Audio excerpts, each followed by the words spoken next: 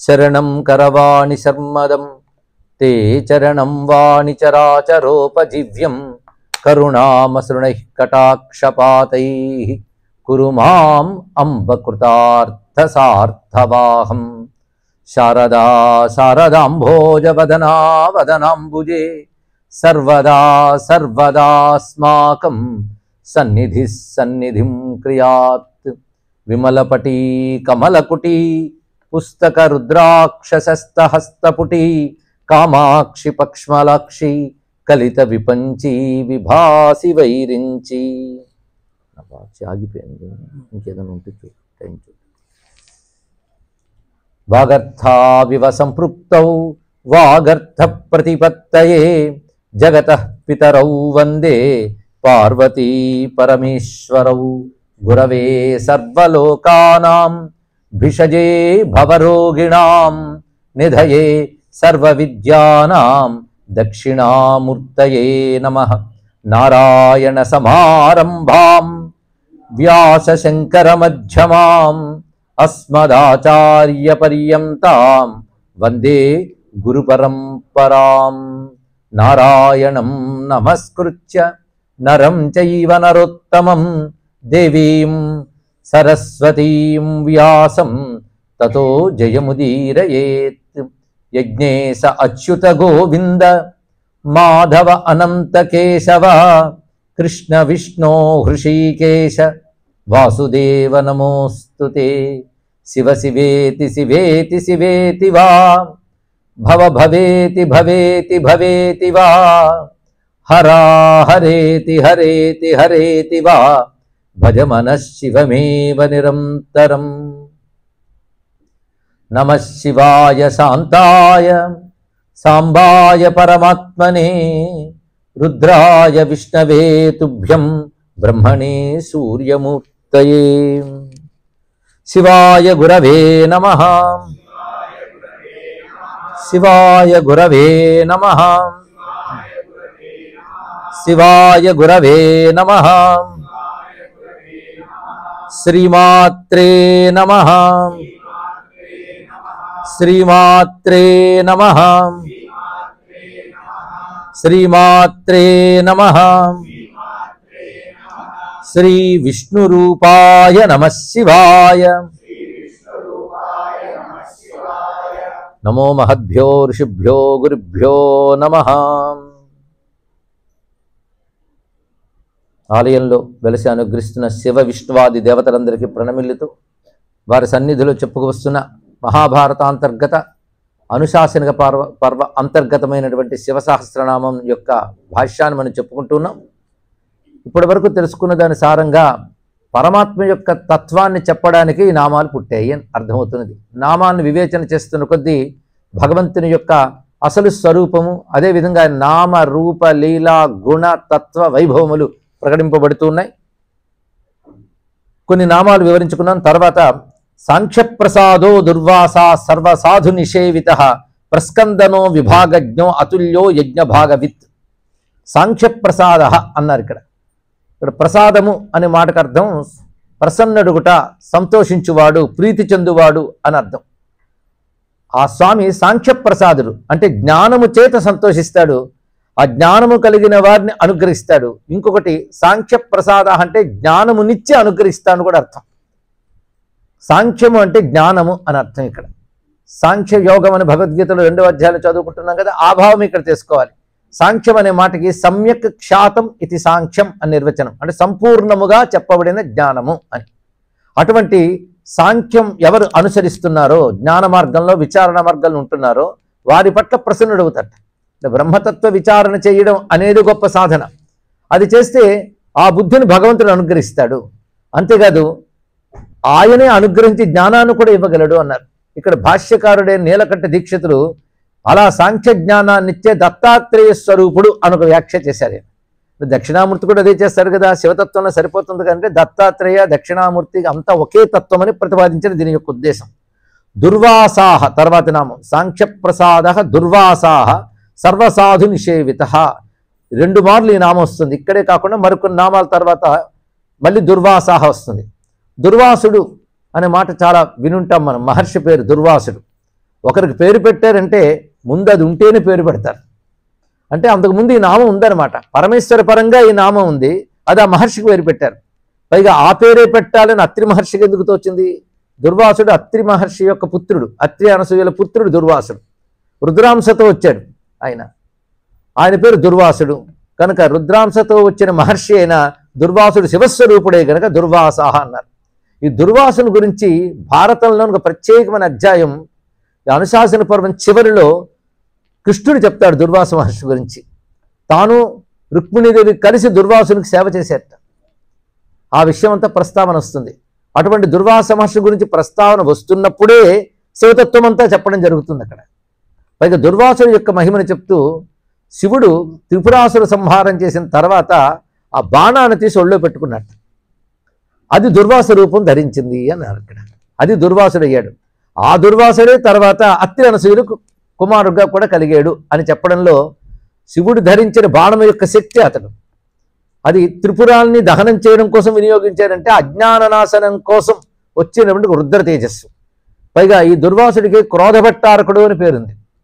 పేరులోనే తెలుస్తుంది క్రోధం మహా అని.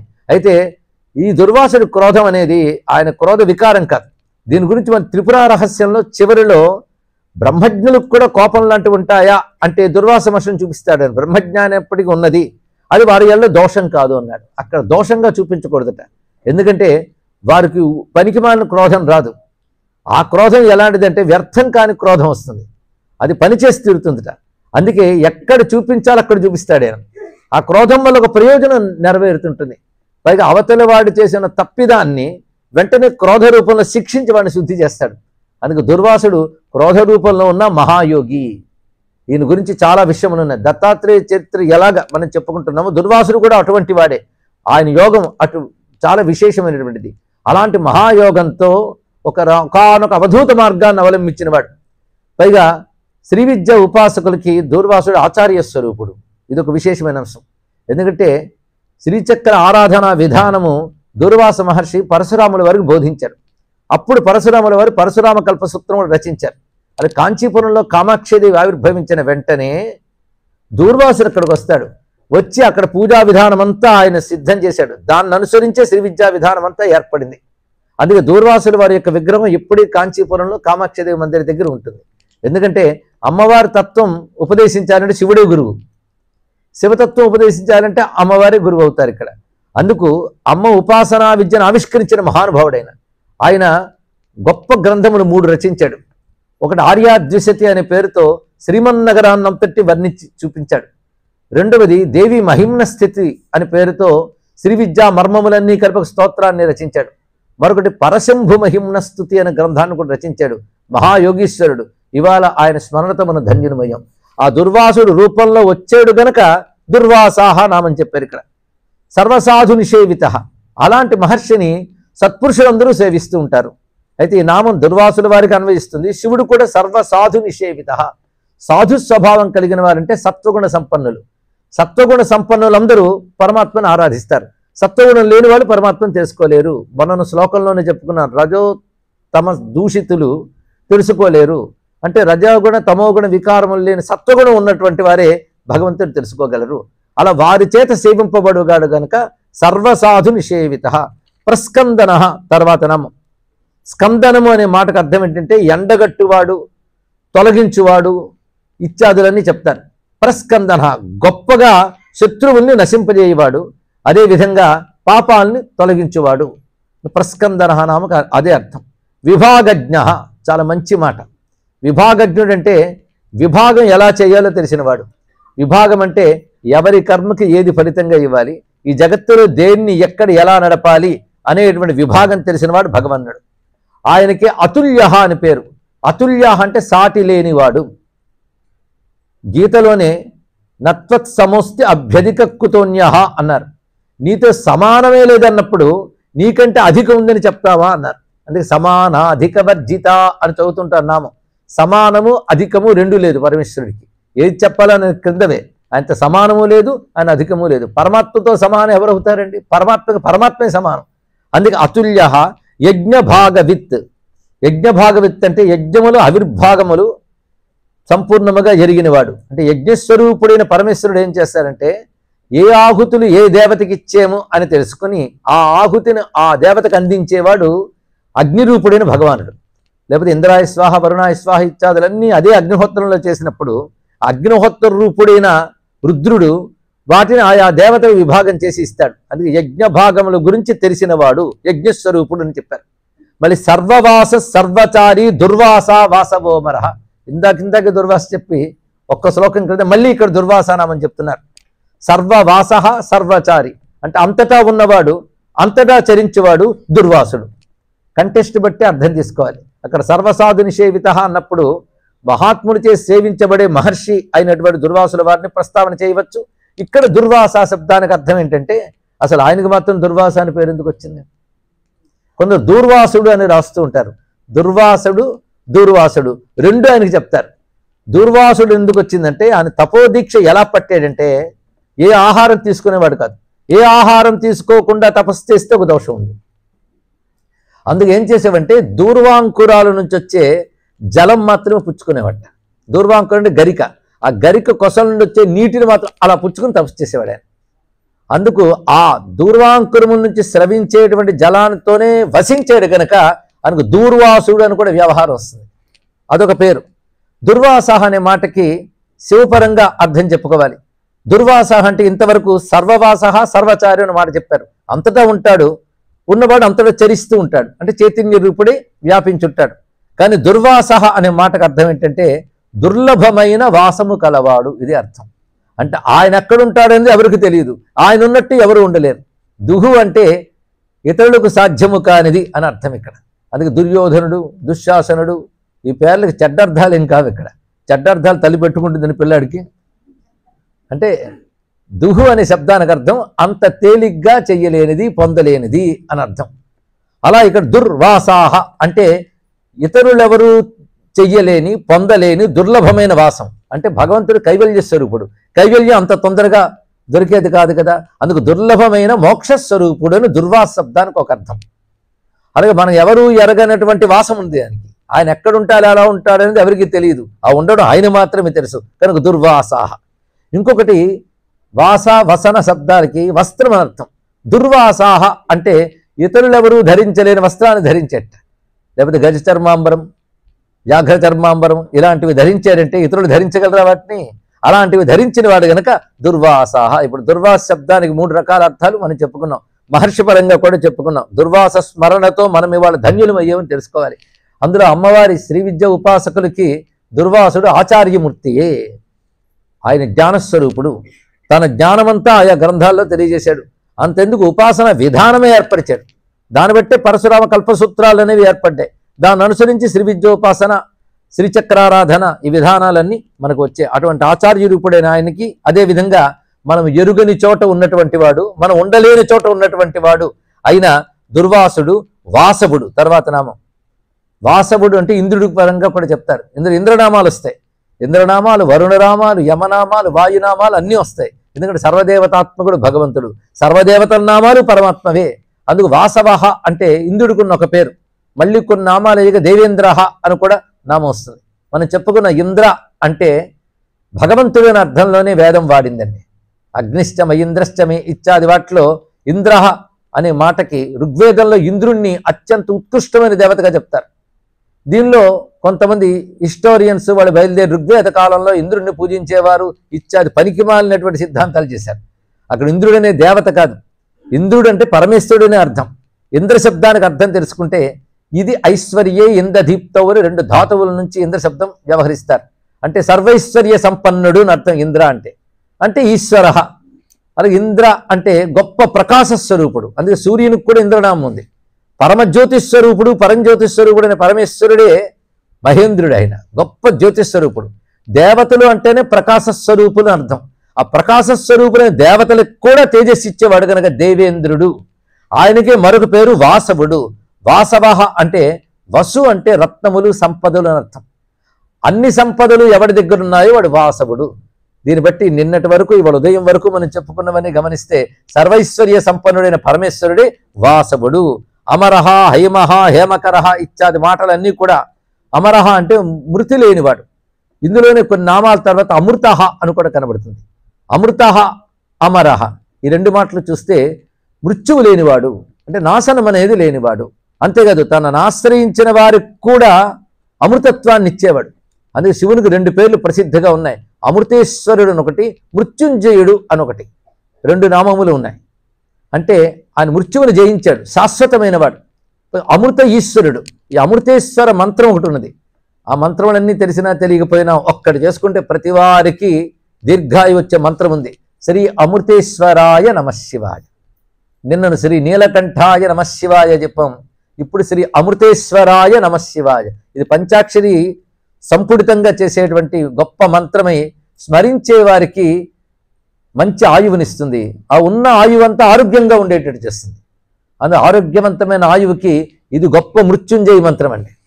ఒక మృత్యుంజయ మంత్రం త్రయంబకం ఇత్యాది నామాలతో ఉంటుంది, కానీ అది వేద మంత్రం. దానికి నియమాలు ఉంటాయి. అవేవీ లేకుండా అందరూ హాయిగా తరించడం కోసం శాస్త్రం చెప్పిన మంత్రం ఏది? శ్రీ అమృతేశ్వరాయ నమశివాయ. ఒక్కసారి అందామా? శ్రీ అమృతేశ్వరాయ నమశివాయ. ఇది మహామంత్రం. ఉదయం ఒకటి చెప్పుకున్న సూర్యమంత్రం, నిన్న శ్రీ నీలకంఠాయ నమశివాయ. ఇవన్నీ కూడా విషబాధలు పోగొట్టి శరీరాన్ని ఆరోగ్యంగా ఉంచడానికి నీలకంఠుడైతే, అమృతేశ్వరాయ అనేది ఆయువుని పెంచేటువంటి గొప్ప మంత్రం. అంతేకాదు నీలకంఠుడు అంటేనే అమృతేశ్వరుడిని తెలియబడుతున్నది కదా. అమృతేశ్వరి, అమృతేశ్వర అనుకున్న మంత్రశాస్త్ర విశేషాలు మనకి ఆమనాయాల్లో కనబడుతుంటాయి. ఆ స్వరూపం అమృతః అమరః అని చెప్పబడుతుంది ఇక్కడ. ఇది మృత్యుంజయ రూపం అంటారు. ఈ మృత్యుంజయుడు రూపం కూడా తనపై తాను అమృతం ఒలకబోసుకుంటూ ఉన్న చంద్రశేఖరుడు ఆ పరమేశ్వరుడు కనుక అమృతముతో ఎప్పుడు తడిసిపోయి ఉంటాడు. అమృతేనాపృతం దేహం ఉమా దేహార్ధధారిణం అంటే రుద్రాభిషేకం చేసే ముందు స్వామి స్వరూపాన్ని మనం ధ్యానం చేస్తాం. స్వామి శరీరం అంతా అమృతంతో తడిసిపోతుంది. అందుకే అమృతేనాపృతం. ఈ మాటే అస్తోకాన్మృత ప్లుతం అని మనం రుద్ర శ్లోక ధ్యానంలో కూడా చెప్పుకుంటాం. ఇక్కడ ఈ విధంగా అమృతేశ్వరుణ్ణి వాళ్ళు తలుచుకున్నాం. ఈ నామములు చెప్తూ తర్వాత భగవాన్ యొక్క మరొక నామాల్లో దేహ అనే మాట ఉంది. దేహ కాహళి సర్వకామద. కాహళి అంటే వాద్య విశేషం. అనేక వాద్యాల పేర్లు ఇందులో ఉన్నాయి. ఆ వాద్యాల్లో నాదరూపుడికి వస్తారు కనుక కాహళి అనబడే ఒక వాద్యం. అలాగే దేహం. ఈ మాట ఎందుకు చెప్పుకుంటున్నామంటే దేహ అని స్వామికి పేరు. దేహము అంటే భగవన్నామంట. ఆ మాటకు వస్తే సర్వదేహాల్లో ఆపాద తలమస్తకం ఆ చైతన్యం ఉంటేనే దేహం ఉంది కనుక దేహమునందు వ్యక్తమవుతున్నాడు కనుక దేహ. అయితే దేహ శబ్దానికి మళ్ళీ రెండు అర్థాలు ఉన్నాయి. దహనయోగ్యమైన దేహం. దేహం అని చెప్తూ అన్న మాటలోనే ఎప్పటికప్పుడు తగలడుతుందిరా అని చెప్తూనే ఉన్నాడు ఇక్కడ. అలాగే శరీరం ఒక మాట అంటాం. శరీరం అంటే శీర్ణమయ్యే లక్షణం కనుక శరీరం. ఏది గొప్పగా చెప్పుకోదగ్గ పేరేం కాదు. శీర్ణమయ్యేది శరీరం, తగలేది దేహం. ఆ దేహం కూడా భగవంతుడి చైతన్యం వల్ల ఉనికి కలిగింది కనుక దేహంలో అనగానే ఈశ్వరుడు అందులో ఉన్నాడు. దేహాన్ని నిరసించడం కాదు. ఈ దేహము ఈ శరీరము కాదు పరమాత్మ ముఖ్యం అని చెప్పడంలో ఉద్దేశం వీటిని నిరసించడం కాదు. వీటన్నిటా ఆయన ఉన్నాడని తెలుసుకుని దేహ దృష్టి వదిలి ఈశ్వర దృష్టి పొందాలి. అయితే దేహ శబ్దానికి మరొక అర్థం ఉంది, అది ఇక్కడ తెలుసుకోవాలి. దిహ్ ఉపచయే అనే ధాతువు నుంచి దేహ అనే శబ్దం ఉత్పన్నమైంది. దీని అర్థం ఏంటంటే మిక్కిలి వృద్ధి చెందువాడు అని అర్థం.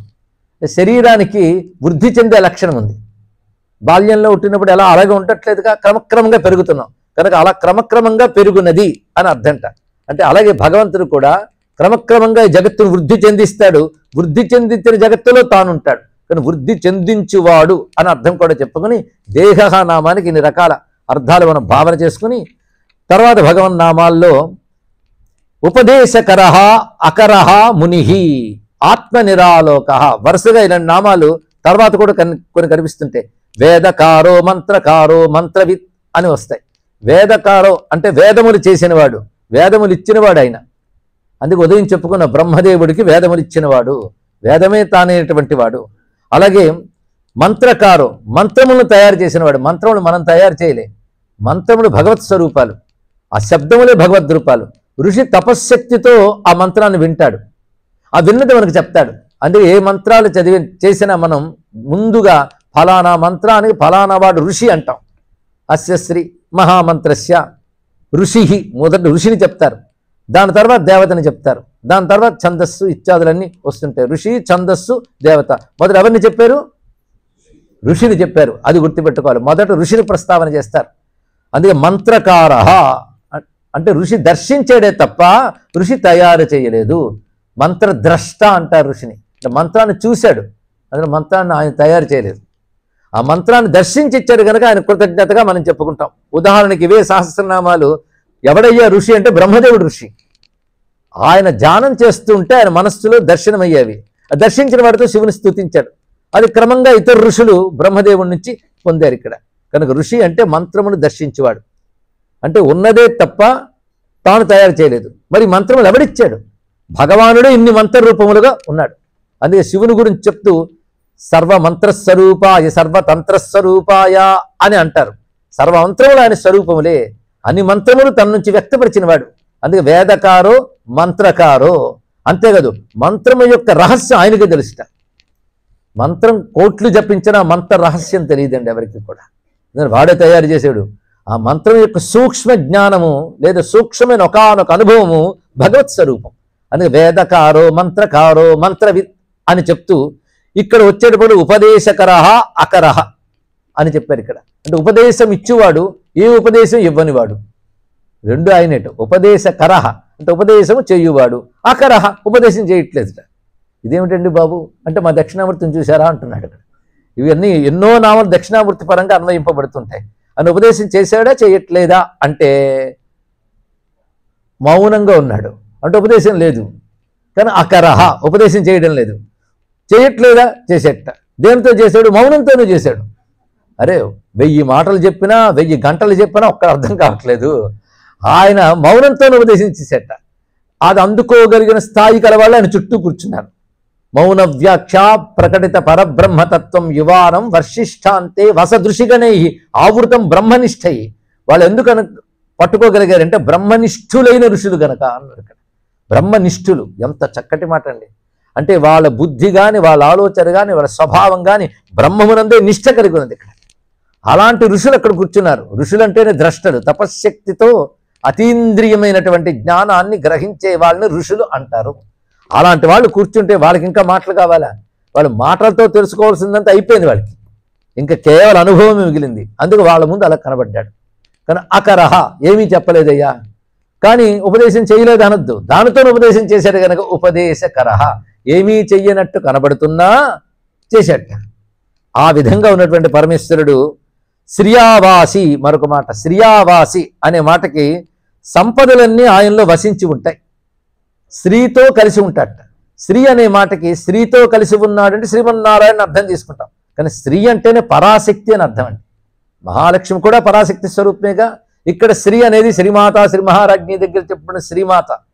శ్రీ అన్న గౌరీనాబరగు అన్నారు. స్త్రీ అనేది పరాశక్తి పేరు. అందుకే శ్రీమాట సరస్వతికి లక్ష్మికి గౌరికి కూడా వాడచ్చు. కానీ శ్రీయావాసి అంటే గౌరీ సమేత.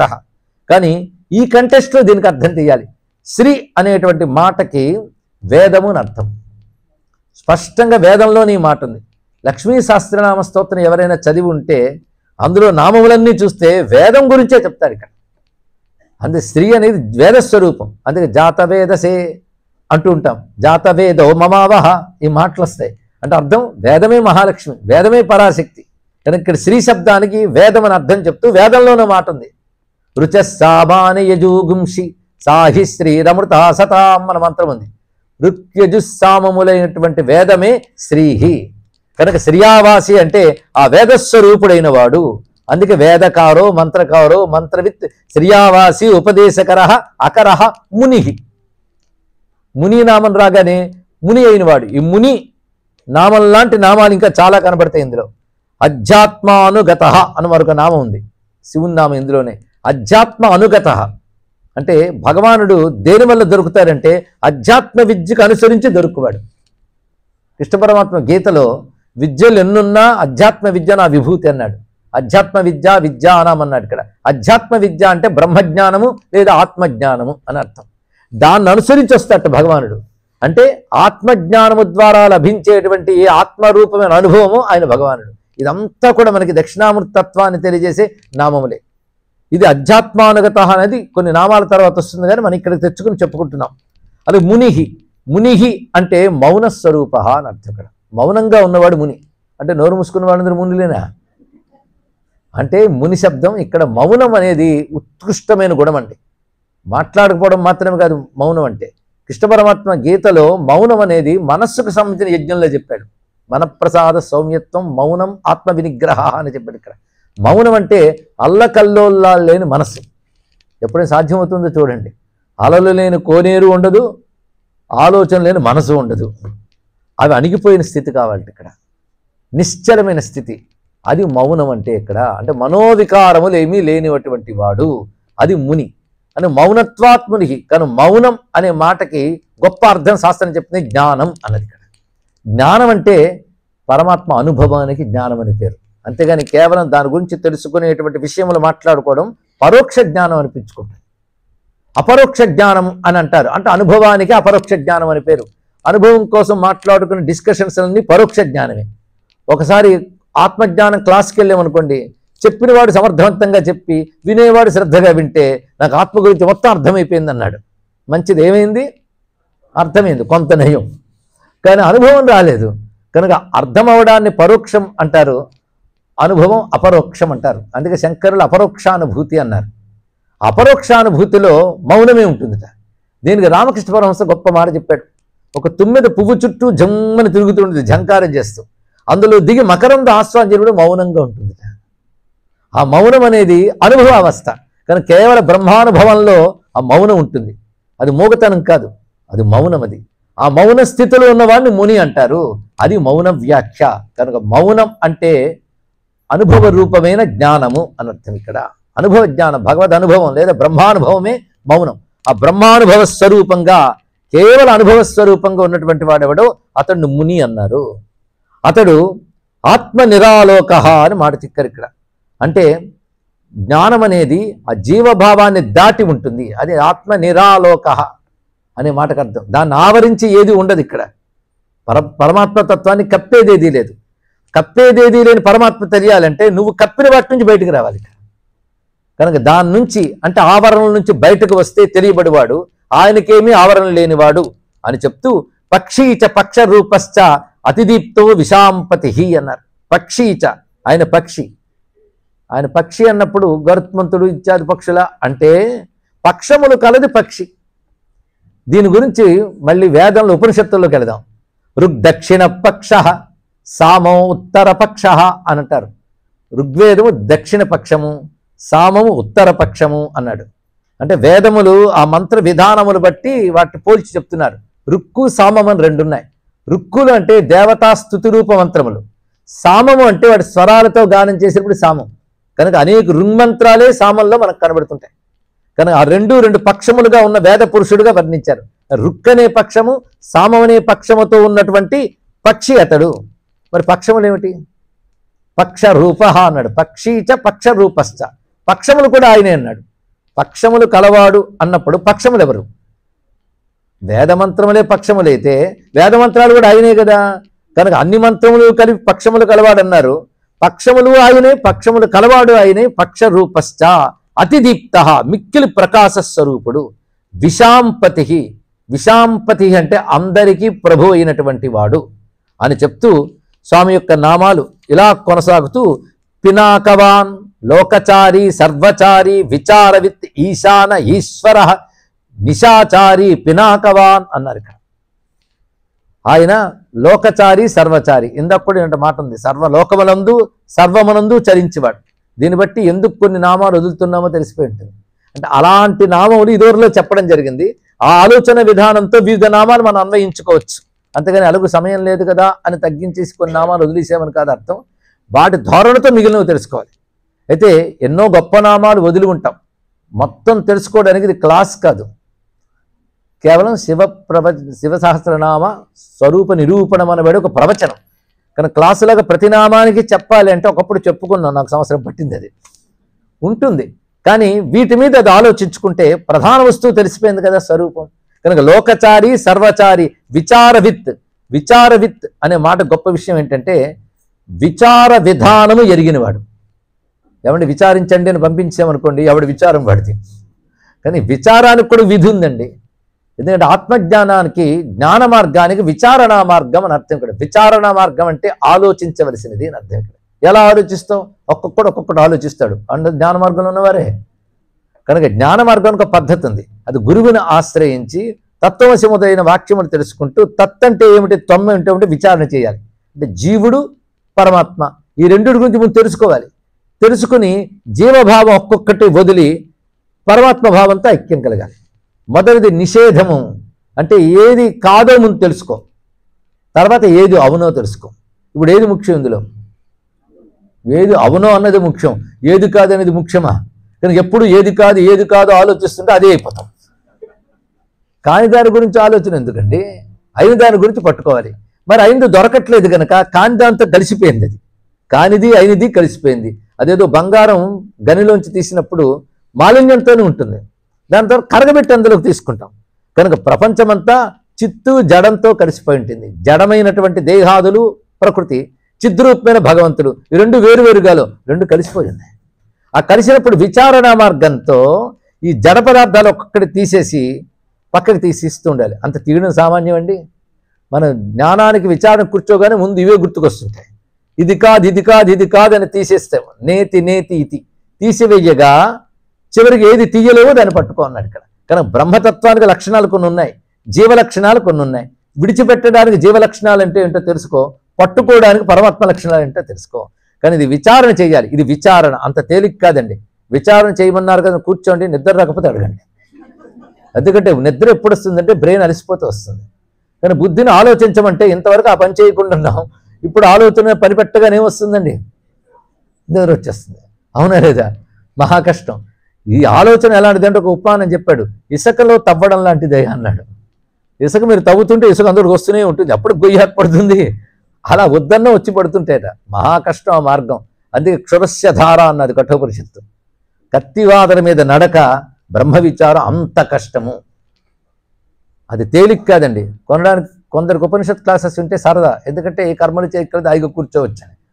కానీ అది మంచి నిద్ర పట్టుడికి ఉపాయము, అంత తేలిక కాదు. అది తెలుసుకోవాల్సింది ఇక్కడ ఆ బ్రహ్మ విచారణం. ఆ బ్రహ్మ విచారం ఎలా చేయాలనేది ఆ శక్తి భగవంతుడిదే. అందుకే విచార విత్ అనే మాట చెప్పారు. దానికి విధానం ఉంది. గురుముఖత విధానం తెలుసుకుని చేయవలసిందే. ఎవరికి వాడు విచారిస్తే విచారాలు మిగులుతాయి. కనుక విధానం, ఆ విధానం ఏర్పరిచిన వాడు ఆయన. అందుకే విచార విత్ అనే మాట అక్కడ చూపిస్తున్నారు. ఈశాన ఈశ్వర కాల నిశాచారి పినాకవాన్ నిమిత్తస్థో నిమిత్తంచ నందికరో హరిహి. ఈశాన ఈశ్వర రెండు పక్కన పెట్టాడు. ఇవి వేదంలోంచి వచ్చాయి కనుక వేదం పద్ధతి. ఈశాన సర్వ విద్యానాం ఈశ్వర సర్వభూతానాం రెండు పక్కన వస్తాయి. అంటే సర్వ విద్యలకు ప్రభువు, సర్వభూతములకు ఈశ్వరుడు. అందుకే ఈశ్వర సర్వభూతానాం, భూతములు అంటే పంచభూతాలు జీవులు, వాళ్ళందరికీ ఈశ్వరుడు. కానీ ఈశాన ఈశ్వర రెండిటికి అర్థం మాత్రం ఒకటే. నియమించువాడు అని ఒకటి, ఐశ్వర్యవంతుడు అని ఒకటి, శాసించువాడు ఒకటి. ఇన్ని రకాలుగా చెప్పబడుతున్నాయి. ఇవన్నీ సరిపోతుంది. ఈశ్వరుడు అనే మాట మరొక అర్థం చెప్పారంటే స్వతంత్ర అన్నారు. ఇక్కడ చాలా గొప్ప మాట. ఈశ్వరుడు అంటే స్వతంత్రుడు, ఆయన దేని మీద ఆధారపడలేడు, అందరూ ఆయన మీద ఆధారపడి ఉన్నారు. కానీ ఎందుకు ఇలా చేసావంటే నా ఇష్టం అనే హక్కు ఆయనకు మాత్రం ఉందండి, మిగిలిన వాడి కాదు లేదు. ఇక్కడ ఎందుకు ఇలా చేసావు, ఎందుకు అలా చేయలేదు అంటే నీకెందుకు నా ఇష్టం అని అనగలిగిన వాడు ఆయన ఒక్కడే. మిగిలిన వాడు మాత్రం జవాబుదారులే. ఆయన ఎవరు అలా శాసించలేరు. అంటే కర్తం అకర్తం అన్యథాకర్తం అవి సమర్థ. చేస్తాడు చెయ్యుడు, ఒకదాన్ని ఒకలా చేస్తాడు, ఆ చెయ్యగలిగిన వాడు ఆయన. పైగా బుద్ధీంద్రియ నియంతృత్వాత్ ఈశ్వర, ఇది నిర్వచనం. బుద్ధిని ఇంద్రియాల్ని ఎవడు శాసిస్తున్నాడో వాడు ఈశ్వరుడు. మన బుద్ధి మన ఇంద్రియాలు మనం శాసిస్తున్నామా? శాసిస్తున్నట్టు కనబడుతున్నాం, అసలు శాసించేవాడు ఆయనే. అందుకే ఈశాన ఈశ్వర రెండు నామాలు చెప్పి కాలహ, ఈ కాలనామం మొత్తం 4 మార్లు వస్తుంది శివశాస్త్రంలో. ఒక్కొక్కసారి ఒక్కొక్క అర్థం చెప్పుకోవచ్చు. కాలస్వరూపుడు అని ఒకటి, కలయతి నియతి ఏది ఎప్పుడు ఎలా జరగాలో నిర్ణయించువాడు అనొకటి, పుణ్యము పాపము ప్రతివాడు చేస్తాడు, ఆ లెక్క ఆయన దగ్గర ఉంటుంది. నేను ఏ పాపం చేశాను నీ కష్టం ఇచ్చా ఈశ్వర అంటే నీకు తెలియదా, లిస్టు చూపిస్తానంటే ఇంత తక్కువ శిక్షించేమిటయ్యా అని అడుగుతాం. అంత ఉంటుందండి ఆయన దగ్గర లిస్టు. అందుకే ప్రతిదీ లెక్క చూసుకుని చేస్తాడు ఆయన. ఆయనకి తిక్క శంకరయ్య అంటారు కానీ లెక్క శంకరయ్య, గుర్తుపెట్టుకోండి. తిక్క శంకరుడు ఏం కాదు ఆయన, లెక్క శంకరుడు. ఏది ఎందుకు చేశాడు నీకు తెలియదు కానీ అది లెక్క ఉంటుంది. గొప్ప చక్కగా మెయింటైన్ చేస్తాడు వాటిని ఇక్కడ. అందుకే ఎవరికి ఎప్పుడు ఏది ఎక్కడ ఏ కర్మకి ఎలా ఇవ్వాలో అలా అప్పగించేస్తారండి ఇక్కడ. అందుకే కాలహ. నిశాచారి, నిశాచారి అంటే రాత్రులు తిరిగేవాడు అని అర్థం ఇక్కడ. ఇదేమిటయ్యా అంటే నిశాచారి మాటకు అర్థం ఏంటంటే ప్రళయకాలంలో ఉన్నటువంటి స్థితిని మహారాత్రి అంటారు. ఆ ప్రళయకాలంలో మానొక్కడే ఉంటాడు కనుక నిశాచారి, ఇది అర్థం. ప్రళయకాలమునందు కూడా ఉండువాడు అని అర్థం. అంతేకాదు భగవద్గీత చదివితే యానిషా సర్వభూతానాం తస్య జాగర్తి సంయమి అనుకుంది. అంటే అందరూ నిద్రపోయే చోట యోగి మేల్కొంటాడు, యోగి మేల్కొన్న చోట అందరూ నిద్రపోతారు. అంటే అర్థం ఏంటి అంటే వీళ్ళు పడుకుంటే ఆయన లేస్తాడు, ఆయన లేస్తే వీళ్ళు పడుకుంటారని కాదు అర్థం. అందరూ మేల్కొన్నది అంటే స్పృహతో, కాన్షియస్తో ఉంటారట. ఎక్కడ? బ్రహ్మ విజ్ఞానంలో ఋషి కాన్షియస్తో ఉంటాడు. ఆ విషయంలో సామాన్యులు నిద్రపోతారు. ముందే చెప్పింది శాస్త్రం, ఆ సమయం ఆ విషయం చెప్తే నిద్రపోతారు. ఏం చెప్తాం అంటే ఆ అనుభవం ఉండదని అర్థం. సామాన్యులు బ్రహ్మానుభవం, బ్రహ్మస్పృహ లేకుండా బతుకుతూ ఉంటారు. యోగి మాత్రం బ్రహ్మస్పృహలోనే బతుకుతాడు. వాడికి ప్రాపంచిక విషయాలు వాడు మేల్కొనడు, ప్రాపంచిక విషయాలు నిద్రపోతాడు. అంటే అవి పట్టవు అనమాట వాడికి. కానీ సామాన్యులకి ఈ విషయాలు బాగా పడతాయి, ఆ విషయంలో నిద్రపోతారు. అది భావం అక్కడ చెప్పాడు ఇక్కడ. కానీ నిశ అనే అర్థం ఇక్కడ యోగులు సామాన్యులు నిశలో మేల్కొంటారు కనుక సామాన్యులు ఏ జ్ఞాన విషయంలో నిద్రపోతారో ఆ జ్ఞాన విషయంలో మేల్కొని ఉంటాడు యోగి. ఆ యోగి మేల్కొన్న జ్ఞానమే ఈశ్వర స్వరూపం కనుక నిశాచారి అనే మాటకి ఈ అర్థం తీసుకోవాలండి. పినాకవాన్, శివుని యొక్క ధనుస్సు పేరు పినాకం. మిగిలిన ఆయుధాల్లో మనకి శూలి ఇత్యాదులు వచ్చే శూలము, చక్రము ఇలాంటివి కూడా స్వామి ఆయుధాలు ఉన్నాయి. ఇప్పుడు పినాకవాన్ అని చెప్పారు. పినాకం అనేది శివుని యొక్క ధనుస్సు. శివుని అన్ని ఆయుధాలని రుద్రం స్తుతిస్తుంది. నీ ఆయుధాలకు నమస్కారము. నువ్వు అలా ఆయుధం ఎక్కుపెట్టి చూస్తుంటే మాకు భయం వేస్తుంది, కొంచెం వెనక్కి తిప్పు. పరాచి నాముకాకృధి అన్నారు ఇక్కడ. కొంచెం ఆయుధాలు వెనక్కి పెట్టొచ్చి అప్పుడు నీకు దండం పెడతాం. లేకపోతే పిలవగానే ఎక్కువ పెట్టొచ్చావు అనుకో, మాకు దాన్ని చూస్తూ భయం వేస్తుంటుంది ఇక్కడ. కానీ వెనక్కి తిప్పన్నాడు అంటే ఇక్కడ అర్థం మనల్ని సృష్టిలో బాధించేవన్న ఆయుధాలే. ఆయుధాలు ప్రకృతి ద్వారా పరమాత్మే ప్రయోగిస్తున్నాడు. అది మనం చేసుకున్నటువంటి కర్మ బట్టి ఆయన క్రోధం దాని ద్వారా వస్తుంది కనుక నేను ప్రార్థిస్తున్నాం, ఆ క్రోధాన్ని ఉపసంహరించు. క్రోధం తగ్గిపోయినప్పుడు బాణాలు నువ్వే వెనక్కి తీసేస్తావు ఆయుధాలను. అందుకే ముందు క్రోధానికి నమస్కరించి నువ్వే ప్రసన్నుడు స్వామి అన్నారు. ఇక్కడ వేదం ఒక అందమైన మాట చెప్పింది. ఒక ఆయన కోపంగా ఉన్నాడు అనుకోండి, మనం శాంతింపజేయలేకపోతే ఇంకోటి పిలిచి ఆయన శాంతింపజేయండి అని అడగాలి. కానీ ఈశ్వరుడు క్రోధంగా చూస్తున్నప్పుడు ఆయన ఎవడు శాంతింపజేయగలడు? ఎవడి వల్ల కాదు. అందుకు రుద్రుడు చాలా కోపంగా ఉన్నాడు, నారాయణ నువ్వు వచ్చి కొంచెం తగ్గిస్తావా అని అడగడం కాదుట. ఆ నారాయణుడు రుద్రుడు ఇద్దరు అయితేనా? ఇద్దరిది ఒకటే హృదయం. అంతేగాని విష్ణువు అనుకుంటే శివుడు మాఫీ చేయడు, శివుడు అనుకుంటే రుద్రుడు మాఫీ చేయడు, విష్ణువు మాఫీ చేయడు. ఎందుకంటే ఇద్దరిది ఒకటే హృదయం. శివస్య హృదయం విష్ణువు, విష్ణుశ్చ హృదయం శివ. ఆయనకో సంకల్పం, ఈయనకో సంకల్పం ఉండదు, ఇద్దరూ ఒక్కటే. ఇది తెలుసుకోవాలి. కానీ రుద్రుడు అంటే పరమాత్మ. ఆయన క్రోధం వచ్చిందనేది నువ్వు చేసిన కర్మలు బట్టి చూపిస్తున్నాడు. ఆయన ప్రసన్నం చేసుకోవాలంటే ఇంకొకరిని ప్రతిమలాడడం కదా, ఆయనే ప్రతిమలాడన్నాడు ఇక్కడ. ఆయనే ప్రార్థించు. ఆయన భక్తవత్సరుడు, క్షమిస్తాడు, వెంటనే అనుగ్రహిస్తాడు, ఆయుధాలు వెనక్కి లాగేస్తాడు. అంటే వేటి ద్వారా నువ్వు బాధింపబడ్డానికి సిద్ధంగా ఉన్నావో వాటిని ఆయన విత్డ్రా చేసేస్తాడు, వెనక్కి లాగేస్తాడు. అంతేకాదు ఎన్ని రకాలుగా చెప్తానే పరాచీనాముకాకృతి అని ఒకచోట చెప్తారు. ఆయుధాలు ములికలు తీసేవయ్యా అన్నాడు ఇక్కడ. అంటే వాడి బాధ తగలకుండా చేసి ఆయుధాలన్నీ దాచి, ఆయుధాలన్నీ దాచేసిరా. ఏ ఆయుధం పట్టుకోకుండా వస్తే అది బాగోదు మళ్ళీ. కానీ ఏదో ఒక ఆయుధం పట్టుకోవాలి. అందుకే పరమే వృక్ష ఆయుధం నిధాయ, చెట్టు మీద అన్ని ఆయుధాలు పెట్టి ఒట్టి చెట్టు వస్తే బాగోదు కనుక పినాకం బిభ్రదాగహి అన్నారు ఇక్కడ. ఆ పినాక ధనుమును పట్టుకురావయ్యా అన్నారు ఇక్కడ. పినాకం పట్టుకురమ్మని అంటున్నారు. అందుకే పినాకవాన్, ఆ ధనుస్సు పట్టుకొస్తున్న శివుడిని ఇక్కడ భావించాలండి. శివుని యొక్క ధనుస్సు పేరు పినాకము. దీనికి ఆ పేరు ఎందుకు వచ్చింది అని చూడాలి. నాకినామపి పాతం సమృద్ధ పినాకి అన్నారు ఇక్కడ.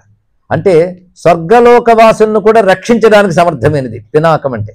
దేవతలు మనం రక్షించగలరు, ఆ దేవతలకు కూడా ఆపద కలిగినప్పుడు భగవానుడే రక్షిస్తాడు వారిని. అలాగా దేవతలను కూడా రక్షించగలిగినటువంటి నాకం అంటే స్వర్గం. స్వర్గంలో ఉండేవారు నాకవాసులు, వారిని రక్షించగలిగేటటువంటి ఆయుధం అది పినాకం. దేవతలను కూడా రక్షించే ఆయుధం మనం రక్షించలేదు. అందుకే పినాకం అనే ధర్ముని పట్టుకుని ఉన్న పరమేశ్వరుని ధ్యానిస్తూ పినాకవాన్ అనే మాట చెప్పారు ఇక్కడ. అలాగే నిమిత్తస్థ నిమిత్తం, ఇది చాలా లోతైన మాట అండి. ఇది వేదాంత విచారణే. నిమిత్తము, నిమిత్త మాత్రం భవ సవ్యసాచిన్ మాట విన్నారు కదా, నువ్వు నిమిత్త మాత్రుడు అయ్యా అన్నారు ఇక్కడ.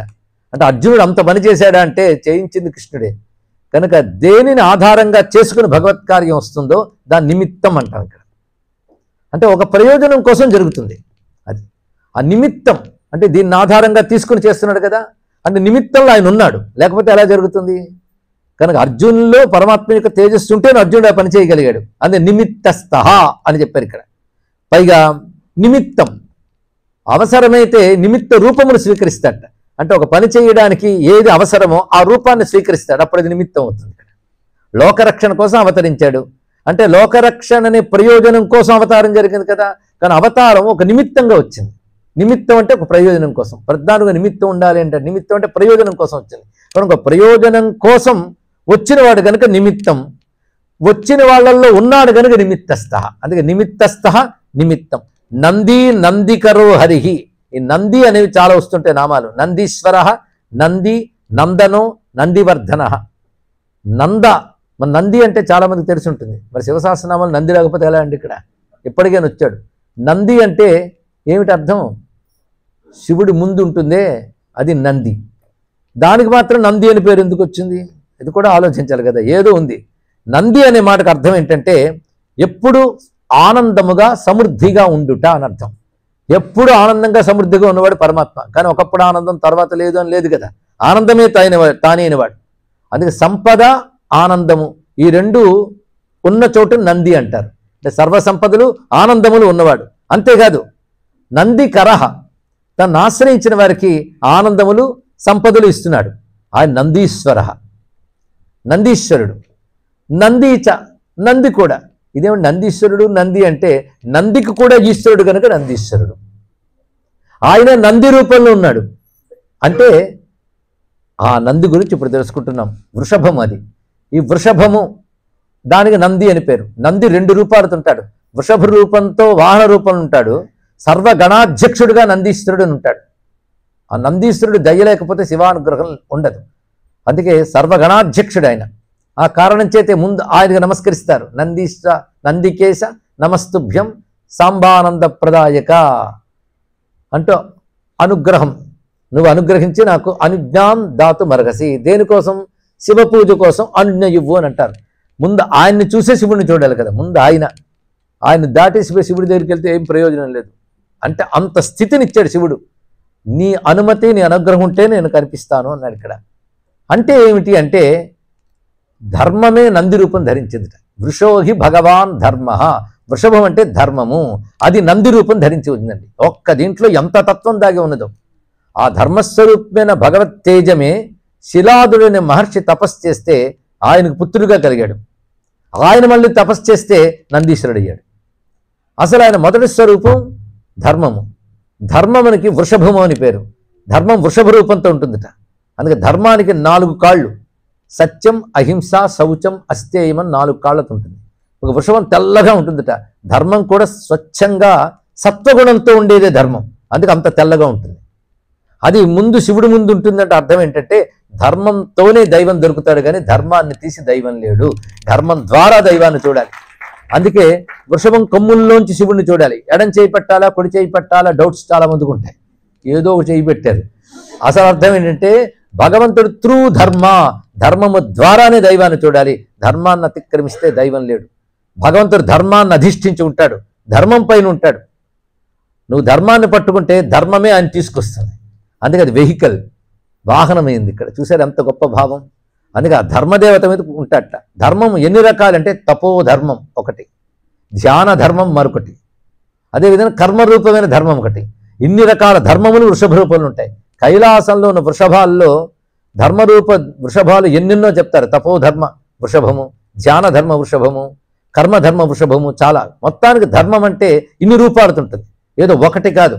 కేవలం ధ్యానం చేస్తాను సరిపోతుందండి, తిండి మానేస్తావా? అది మాత్రం మానడు. అంటే వాడు చేయవలసిన ఇతర కర్మలు మానేస్తాడు, కానీ ఇవి మానడు. కనుక చేయవలసిన నిత్య విద్యుక్త కర్మలకి ధ్యానం ఆల్టర్నేటివ్ కాదు. అది చేసి ఇది చెయ్యి, ఇది తెలుసుకోవాల్సింది. కనుక ధర్మం ఇన్ని రూపాలతో ఉంటుంది. ఇవన్నీ ఆచరించడమే సమగ్రతనిస్తుంది. కనుక అటువంటి ధర్మం శివుడి ముందు ఉంటుంది. దాని ద్వారానే తెలుసుకో. ఆయన ధర్మం మీద కూర్చుని ఉంటాడు ఇక్కడ. ఎందుకంటే ధర్మాన్ని అధిష్ఠించే దైవం ఉంటాడు అని చెప్పడం ఇంత భావం అండి. పైగా ఆయనకు నంది అని పేరు ఎందుకు వచ్చింది? ఆ మాటకు వస్తే వృషభం అని పేరు ఎందుకు వచ్చింది? అది కూడా తెలుసుకోవాలి కదా, లేకపోతే అదో డౌట్ మిగిలిపోతుంది. వర్షించే స్వభావం కలిగింది వృషభం. వర్షించుట అంటే కురిపించుట. ధర్మాన్ని ఆచరిస్తుంటే ధర్మం మనకు కావలసినవన్నీ కురిపిస్తుందట. అలా కురిపిస్తుంది కనుక ధర్మానికి వృషభం అని పేరు పెట్టారండి.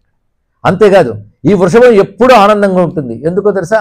శివుణ్ణి మాత్రమే చూస్తూ ఉంటుంది, ఇంకోవైపు తిరగదు. అక్కడ పెట్టిన హుండీలో నువ్వు ఎంత వేసేవో తిరిగి చూడదు వృషభం, శివుణ్ణి మాత్రమే చూస్తుంటుంది.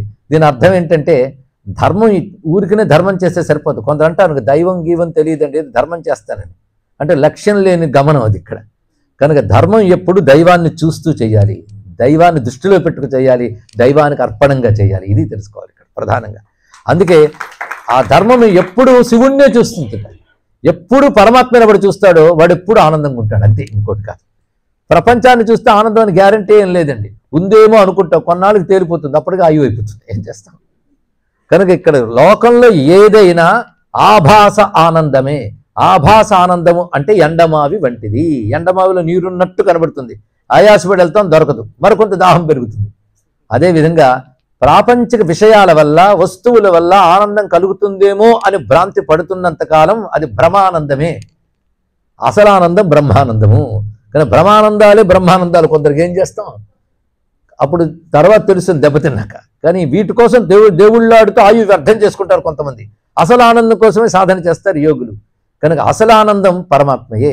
అది తెలిసి దాని మీదే ఎవరికి దృష్టి ఉంటుందో వాడు ఎప్పుడు ఆనందంగానే ఉంటాడు. కనుక ఆయనకి పేరు నంది భలే పెట్టారు, అంటే ఎప్పుడూ ఆనందముగా ఉండువాడు. ఎంత బాగుందండి ఆ పేరు. కానీ ఎప్పుడు ఆనందంగా ఉంటాడు అంటే ఎవడి దృష్టి ధర్మమయంగా జీవిస్తూ పరమాత్మయంగా నిలుపుతాడో వాడు ఎప్పుడూ ఆనందంగా ఉంటాడు. ఆనందానికి ఒక సూత్రం అండి, ధర్మంగా జీవించు, దైవాన్ని ఆశ్రయించు, మరొకటి కాదు. దృష్టి ఆయన మీద ఉండాలి, నువ్వు ధర్మం పాటిస్తూ ఉండాలి, చాలు. అదే ఆనంద స్వరూపం. అందుకే నంది, నందన, నందివర్ధన. నందన అనే మాటకు కూడా ఆనందపరచువాడని అర్థం. నందనందన అంటుంటాం కదా, ఆనందపరచువాడు. అలాగే నందివర్ధన, ఈ ఆనందాన్ని సంపదని వృద్ధి చెందించేవాడు కూడా ఆయన. ఈ నామములను చూస్తుంటే బహుశా అన్నిటికంటే ఇవే నచ్చుంటాయి కూడా.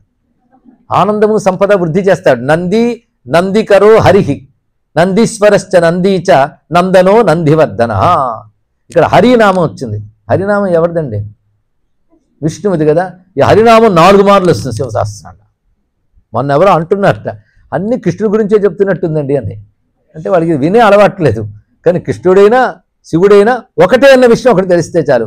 అందుకే ఒక పెద్ద అని చెప్పాడు, కొన్ని వేల సంవత్సరాల నుంచే మనం ఒకే ఈశ్వరుని భావం పోయి శివుడా విష్ణువా ఇవి కొట్టుకోవడం అనే అజ్ఞానం కొన్ని వేల ఏళ్ళ నుంచి మొదలైందిట. ప్రాచీన కాలంలో ఇది లేదు, అంతటా ఒకటే పరమేశ్వరుడని తెలుసు. ఆ పరమేశ్వరుని తెలిసే విష్ణువైనా శివుడైనా అదే భావంతో కొలుచుకునేవారు తప్ప ఈ భేదభావాలు లేవు. కలి ప్రవేశించి ముదురుతున్న కొద్దీ వచ్చేసాయి, కలి ప్రారంభంలో కూడా లేవు. అందుకే అంత విష్ణు శాస్త్రం విన్నా నాకు శివశాస్త్రం చెప్పుని ధర్మరాజు అడిగాడంటే భేదభావం లేకపోవడం వల్లే. ఇది గ్రహించవలసిన ప్రధానమైన అంశం ఇక్కడ. అంత స్పష్టంగా హరినామం వచ్చింది. ఇక భగహారి నిహంతాచ కాలహ బ్రహ్మ పితామహ అన్నారు ఇక్కడ. భగహారి, భగహారి అంటే ద్వాదశాదిత్యుల్లో భగుడు అనక ఆదిత్యుడున్నాడు. వీరభద్రుడు విజృంభించినప్పుడు దక్షయజ్ఞానికి వెళ్ళినప్పుడు ఎవరైతే ఆ దక్షయజ్ఞం పాల్గొన్నారో అందరిని కొట్టాడు, ఒక్కొక్కరిని కూడా. అంటే చెడ్డ పని చేయడమే కాదు, అందులో పాల్గొన్నా తప్పే. ఒక్కొక్కరిని కొట్టాడు ఆయన. కొట్టినప్పుడు భగనేత్ర నిపాతీచ, భగనేత్రహర అనే నామం అష్టోత్తరంలో కూడా పడుతుంది. ఆ భగుడు అనేటువంటి ఆదిత్యుల్లో ఒకటి కళ్ళు ఓడబెరికాడు ఆయన. ఎందుకంటే కోడని పనిలో ఉన్నందుకు శిక్షిస్తున్నాడు. ఆయన దేవతలను రక్షిస్తాడు ఆయన, అందుకు పినాకం పట్టాడు. తేడా వస్తే దేవతలనైనా శిక్షిస్తాడు. అదొక్కడు చాలయ్యా నువ్వు దేవదేవ అని చెప్పడానికి అన్నారు. మనం ఏదైనా తప్పులు చేస్తే దేవతలు శాసిస్తారు, దేవతలు తప్పులు చేస్తే శాసించేవాడు ఈయన ఒక్కడే కనబడుతుంటాడు. అందుకే దేవతలకు కూడా శాసకుడైన వాడు దేవదేవ. అలాగే చతుర్ముఖో బ్రహ్మ చతుర్ముఖ అని నామం వస్తుంది. బ్రహ్మ పితామహ చతుర్ముఖ. ఇక్కడ బ్రహ్మ అని అర్థం చెప్పినప్పుడు చతుర్ముఖుడైన దేవుడు అని అర్థం, బ్రహ్మ అన్నప్పుడు పరమాత్మ అని అర్థం. పదం బట్టి తెలుసుకోవాలి. ఇక్కడ మనం గురుదేవో మహేశ్వర గురు సాక్షాత్ పరం బ్రహ్మ అనాలి. ఇక్కడ పరబ్రహ్మ అనకూడదుట, పరం బ్రహ్మ దీర్ఘం ఉండదు అక్కడ. పరం బ్రహ్మ, బ్రహ్మ శబ్దం పొట్టిగా చెప్తే పరమాత్మ వైపు, బ్రహ్మ అని దీర్ఘం పెడితే బ్రహ్మదేవుడు అని అర్థం. బ్రహ్మదేవుడు చతుర్ముఖాలతో ఉన్నటువంటి వాడు, ఆయన పితామహుడు. అంటే ఆ రూపంలో ఉన్నవాడు కూడా శివుడే. బ్రహ్మ వేరు విష్ణువు వేరు రుద్రుడు వేరు కాకుండా బ్రహ్మదేవుడుగా ఉన్నటువంటి వాడు ఆయనే అని చెప్తూ తర్వాత మహాలింగశ్చారులింగ, ఇవి చెప్పక్కర్లేదు, ఇవన్నీ నిన్న తీసుకొచ్చి ఒక చోటు చెప్పుకున్నాం. అలా అనేకములు అక్కడికి తీసుకొచ్చి చెప్పడం జరుగుతున్నది. అదేవిధంగా స్వామి యొక్క మహారూపాన్ని వర్ణిస్తూ మహాపాదక మహాహస్తక మహాకాయక మహాయశాహ మహాముద్ధ మహామాత్ర మహానేత్రో నిశాలయ మహాంతక మహాకర్ణ మహోష్ట మహాహను మహానాసో మహాకంబు మహాగ్రీవ శ్మశాన భాక్ మహావక్ష మహోరస్కో యంతరాత్మ మృగాలయ. ఈ వరుసగా మహాశబ్దములతో లంబనో లంబితోష్టశ్చ మహామాయ పయోనిధి మహాదంష్ట్రో మహాదంతో మహాజిహ్వో మహాముఖ అంటూ మహాశబ్దంతో స్వామి రూపాన్ని, మహాజిహ్వ గొప్ప నాలిక కలవాడు, గొప్ప ముఖం కలవాడు అంటే ఆయన ఇంద్రియాలు ధరించిన మనలాంటి ఇంద్రియాలు కావు, అవి వికారములు లేనటువంటి దివ్యమైన స్వరూపం అది అని మహాశబ్దంతో వీటన్నిటిని బోధించి చూపిస్తున్నారు. ఇందులో మధ్యలో శ్మశాన భాక్ అని ఒక మాట అన్నారు. శ్మశాన భాక్ అంటే మొన్ననే దాని గురించి చాలాసేపు తీసేసుకున్నాం, మళ్ళీ చెప్పాలా? ఎన్నో అర్థాలు తీసుకున్నాము కనుక అందులో ఒక అర్థం ఇక్కడ తెచ్చేసుకోవచ్చు. అంటే అన్నీ నశించినా తానుండువాడు అని అర్థం శ్మశాన భాక్. కానీ ఇక్కడ వ్యాఖ్యాత గొప్ప మాట చెప్పారు, వారాణసి నివాస అన్నారు. ఇక్కడ వారణాసిలో ఉంటాడు కనుక శ్మశానంలో ఉన్నవాడు ఉన్నారు. ఎందుకంటే వారణాసికి మహాశ్మశానం అని పేరు, మహాశ్మశానం. అవునండి, అక్కడ చూసాం మణికంఠకి దగ్గరగా సవాలు కాలుస్తుంటారు కనుక మహాశ్మశానం అండి అన్నాడు ఒక ఆయన. ఇది తెలిసి తెలియని అక్కడ మీదకి వెళ్తే గైడ్లు కూడా ఇలాగే చెప్పేస్తారు. గైడ్లు మాటలు ప్రమాణం కావని ముందు తెలుసుకోండి. ఇక్కడ వాళ్ళు ఏదో వింటారు, ఏదో చెప్తారు. అసలు ఒకప్పుడు మణికర్ణికి దగ్గర శ్మశానం ఉండేది కాదు, తర్వాత తెచ్చిపెట్టారు. అయితే ఊరన్నాక శ్మశానం ఉంటుంది, ఏ ఊరికైనా. వారణాసి మహానగరం, దానికి మాత్రం శ్మశానం ఉండదు. అంత మేర ఊరంతా శ్మశానం అనకూడదు. కనుక శ్మశానం అనే మాటకి ఇప్పుడు అర్థం చెప్పుకోవాలి. మొన్ననే చెప్పారు కదండి. ఇప్పుడు ఇంకొక అర్థం, అన్నీ నశించిపోయినా తానుంటుంది, అన్నీ నశించిపోయినా తాను ఉండేది శ్మశానం. అన్నిటినీ లయం చేసుకుంటుంది, తాను అక్కడే ఉండిపోతుంది. ప్రళయ కాలాల్లో కూడా నశించకుండా ఉండే క్షేత్రం కనుక కాశీకి మహాశ్మశానం అని పేరండి. ఇక్కడ శాశ్వతత్వం అని అర్థం. ఎంత గొప్ప మాట! అలాంటి శాశ్వత ధామమైనటువంటి కాశీలో ఉంటాడు గనక శ్మశాన భాక్ అని అర్థం చెప్పబడుతుంది. ఇది శ్మశాన భాక్ ద్వారా కాశీవాసిని, కాశీ నివాసుడైన శివుని ఒక్కసారి స్మరించుకుని మనం ధన్యులమయ్యాం. తర్వాత శివుణ్ణి వేదరూపుడుగా చూపిస్తున్నాడు. చూడండి, వేదం ఆయన యొక్క రూపంగా వర్ణించి చెప్తున్నారు. గండలి మేరు ధామాచ దేవాధిపతిరేవచ. ఈ నామములు అయిన వెంటనే శివుడు ఎంబాడిమెంట్ ఆఫ్ వేద, వేదములన్నీ కలిసి శివరూపంగా దర్శిస్తున్నాం. మన భాగ్యం ఇవ్వాలి. వేదం భగవత్ స్వరూపం కదా, దర్శనమిస్తున్నది. ఒకటి గండలి అనే మాటకు అర్థం ఏంటంటే ఉన్నతమైన శిఖరాలతో ఉన్నది, అంటే మహాపర్వత రూపమైనది అని అర్థం. ఇక్కడ అంటే మహాపర్వత రూపములుగా ఉన్నటువంటి వాడు. కైలాసము, అరుణాచలము ఇత్యాదులన్నీ స్వామి రూపములే. ఆ రూపములతో ఉన్నవాడు. అంటే మేరు ధామాచ, మేరు పర్వతంపై నివసించువాడు. మేరు, మందర, కైలాస ఈ మూడు శివ నివాస భూములు. మేరువు దేవతలు ఆధారం చేసుకుంటారు, వాళ్ళని అనుగ్రహిస్తూ అక్కడ ఉంటాడు. అలాగే మందర పర్వతంపై కూడా దేవతా సమూహంతో, ఋషుల సమూహంతో ఉంటాడు. కైలాసం నిత్య లీలా భూమి ఆయనకి. కనుక మేరు ధామాచ దేవాధిపతి, దేవతలకు అధిపతి ఆయన. అందుకే దేవతల్లో ఒకడు కాదు, దేవతలకు కూడా అధిపతి. అటు తర్వాత అద్భుతంగా వేదస్వరూపాన్ని చూపిస్తున్నారు. అధర్వశీర్ష సామాస్య రుక్ సహస్రామితే క్షణ యజుపాద భుజో గుహ్యో ప్రకాశో జంగమస్తథా.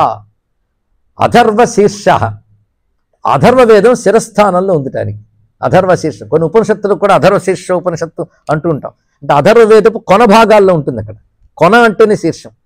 చతుర్వేదాల్లో 4వది అధర్వవేదం. అధర్వవేదం చాలా గొప్పదండి. కొంతమంది ఆధునిక పరిశోధకులు, పాశ్చాత్యులు అధర్వవేదం తర్వాత ఏర్పాటు చేయబడినది, ముందున్నవి 3 వేదములే అని వేదానికి కాలం కట్టే సాహసం చేశారు వాళ్ళు. కానీ వేదము 4 వేదములు కలిపి ఒకటే. విభాగం మన కోసం, సౌకర్యం కోసం వ్యాసులు వారు చేశారు. కానీ ప్రధానంగా 4 వేదాల్లో మంత్రాలు 3 రకాలుగా ఉంటాయి, రుక్కు, యజుస్సు, సామములు అని. అధర్వవేదం అనేటువంటిది చాలా విశేషం.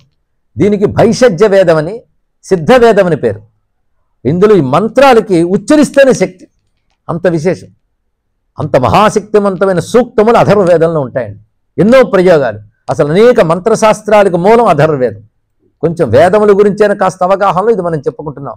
కానీ 4వదిగా అధర్వవేదాన్ని చెప్పారు. 4 అంటే రుక్కుతో మొదలుపెట్టి అధర్శిష్యం వరకు, అధర్వవేదం వరకు. అధర్వము శీర్షస్థానంలో ఉన్నవాడైనా, అంటే పైభాగం అధర్వవేదం. దాని తర్వాత సామ ఆస్య, ముఖమంతా సామము. రుక్ సహస్ర అమితేక్షణ, రుక్కుల్లో మంత్రములు వేల కొలది ఉంటాయి. ఇవన్నీ తన నేత్రములుగా ఉన్నాయట. అంటే కళ్ళు కూడా వేల కళ్ళు వాడు, సహస్రాక్షుడు. ఋగ్వేద మంత్రములే నేత్రములుగా కలవాడు. యజుహు పాద భుజ, యజుర్వేదము పాదము భుజము కూడా అయిపోయింది దానికి. అంటే పాదాలు భుజాలు ఈ 2 కూడా యజుర్వేదమైంది. ఇంకేం మిగిలింది? అధర్వశిష్య సామాస్య రుక్ సహస్ర అమితేక్షణ యజుపాద భుజో. అలాంటి వేదము అత్యంత రహస్యమైన గుహ్య అన్నారు ఇక్కడ. గుహ్య అంటే ఉపనిషత్ స్వరూప అని అర్థం. ఇక్కడ రహస్యమైన వాడు అంటే రహస్య జ్ఞానాన్ని చెప్పే శాస్త్రం పేరు ఉపనిషత్తు. నేను ఆత్మ అత్యంత రహస్యమైనది, ఇంద్రియాల్లో బయటకు కనబడుతుందా? అత్యంత రహస్యమైన శాస్త్రం చెప్పేది గుహ్యం. అందుకే గీతలో 15వ అధ్యాయం అంతా అవగానే ఇదం గుహ్య సంతమం శాస్త్రం అంటాడు భగవానుడు గీతలో. గుహ్యము అనగానే ఉపనిషత్ విద్య, వేదాంత విద్య. కనుక వేదములు చెప్పి గుహ్యము ఆయన, గుహ్యము ఆయన, ప్రకాశము ఆయనే. అది మాట. రహస్యము ఆయనే, ప్రకాశము ఆయనే. రహస్యము అంటే తెలియబడకుండా ఉండేది, తెలియబడితే ప్రకాశం. కనుక తెలియబడేది ఆయనే, తెలియబడనిది ఆయనే. అంటే తెలియబడని ఆత్మగా ఉన్నాడు, తెలియబడే ప్రపంచంగా ఉన్నవాడు. అంతేకాదు ఆత్మ తెలియబడలేదు ఎప్పటి వరకు? తెలుసుకునే వరకు. అంతే కదా.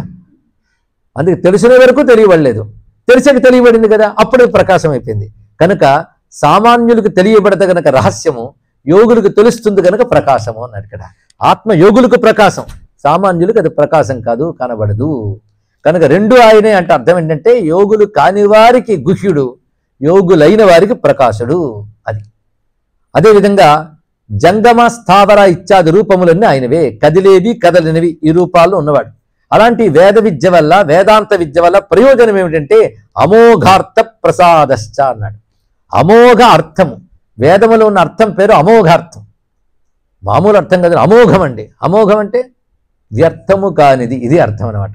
అంటే వేదం ఏమాత్రం తెలుసుకున్నా అది వ్యర్థము కాదు, అది తప్పకుండా సిద్ధినిచ్చి తీరుతుంది. మంత్రాలు ఎప్పుడు వ్యర్థం కాదు తెలుసుకోండి, వాడి వ్యర్థం అవడం అనేది లేదు. అయితే మిగిలిన లోకంలో వాటికి ఆ వ్యర్థములు ఉంటాయి, కనుక వేదవాక్కు వ్యర్థమవుతుందండి. వ్యర్థం కాని వాక్కుని సత్యవాక్కు అంటారు. ఇక్కడ ఏదో అన్నాడు కానీ పని చేయలేదు ఏంటంటే లాభం లేదు, అది పనిచేసి తీరుతుంది ఇక్కడ. అందుకే అమోఘ అర్థ, వేదానుకున్న అర్థం పేరు అమోఘ అర్థ. అంతేకాదు ప్రసాదశ్చ, వేదం ప్రసాద లక్షణం కలిగింది, అంటే ప్రసన్నత, శాంతి ప్రసాదిస్తుంది కనుక ప్రసాదశ్చ అన్నారు. అందుకే ప్రతివారు తెలుసుకోవలసిన అదే గనక అభిగమ్య. తర్వాత మాట అంటే అందరూ పొందవలసినది అని అర్థం. ఇక్కడ గమ్యము అంటే పొందవలసినది, అభిగమ్యమా అంటే అన్ని విధాల అందరూ పొందాల్సింది అదే. అంటే వేదం ఏది చెప్పదలుచుకున్నదో దాన్ని మనం అందరం పొందాలి, మానవ జన్మే దానికి వచ్చింది.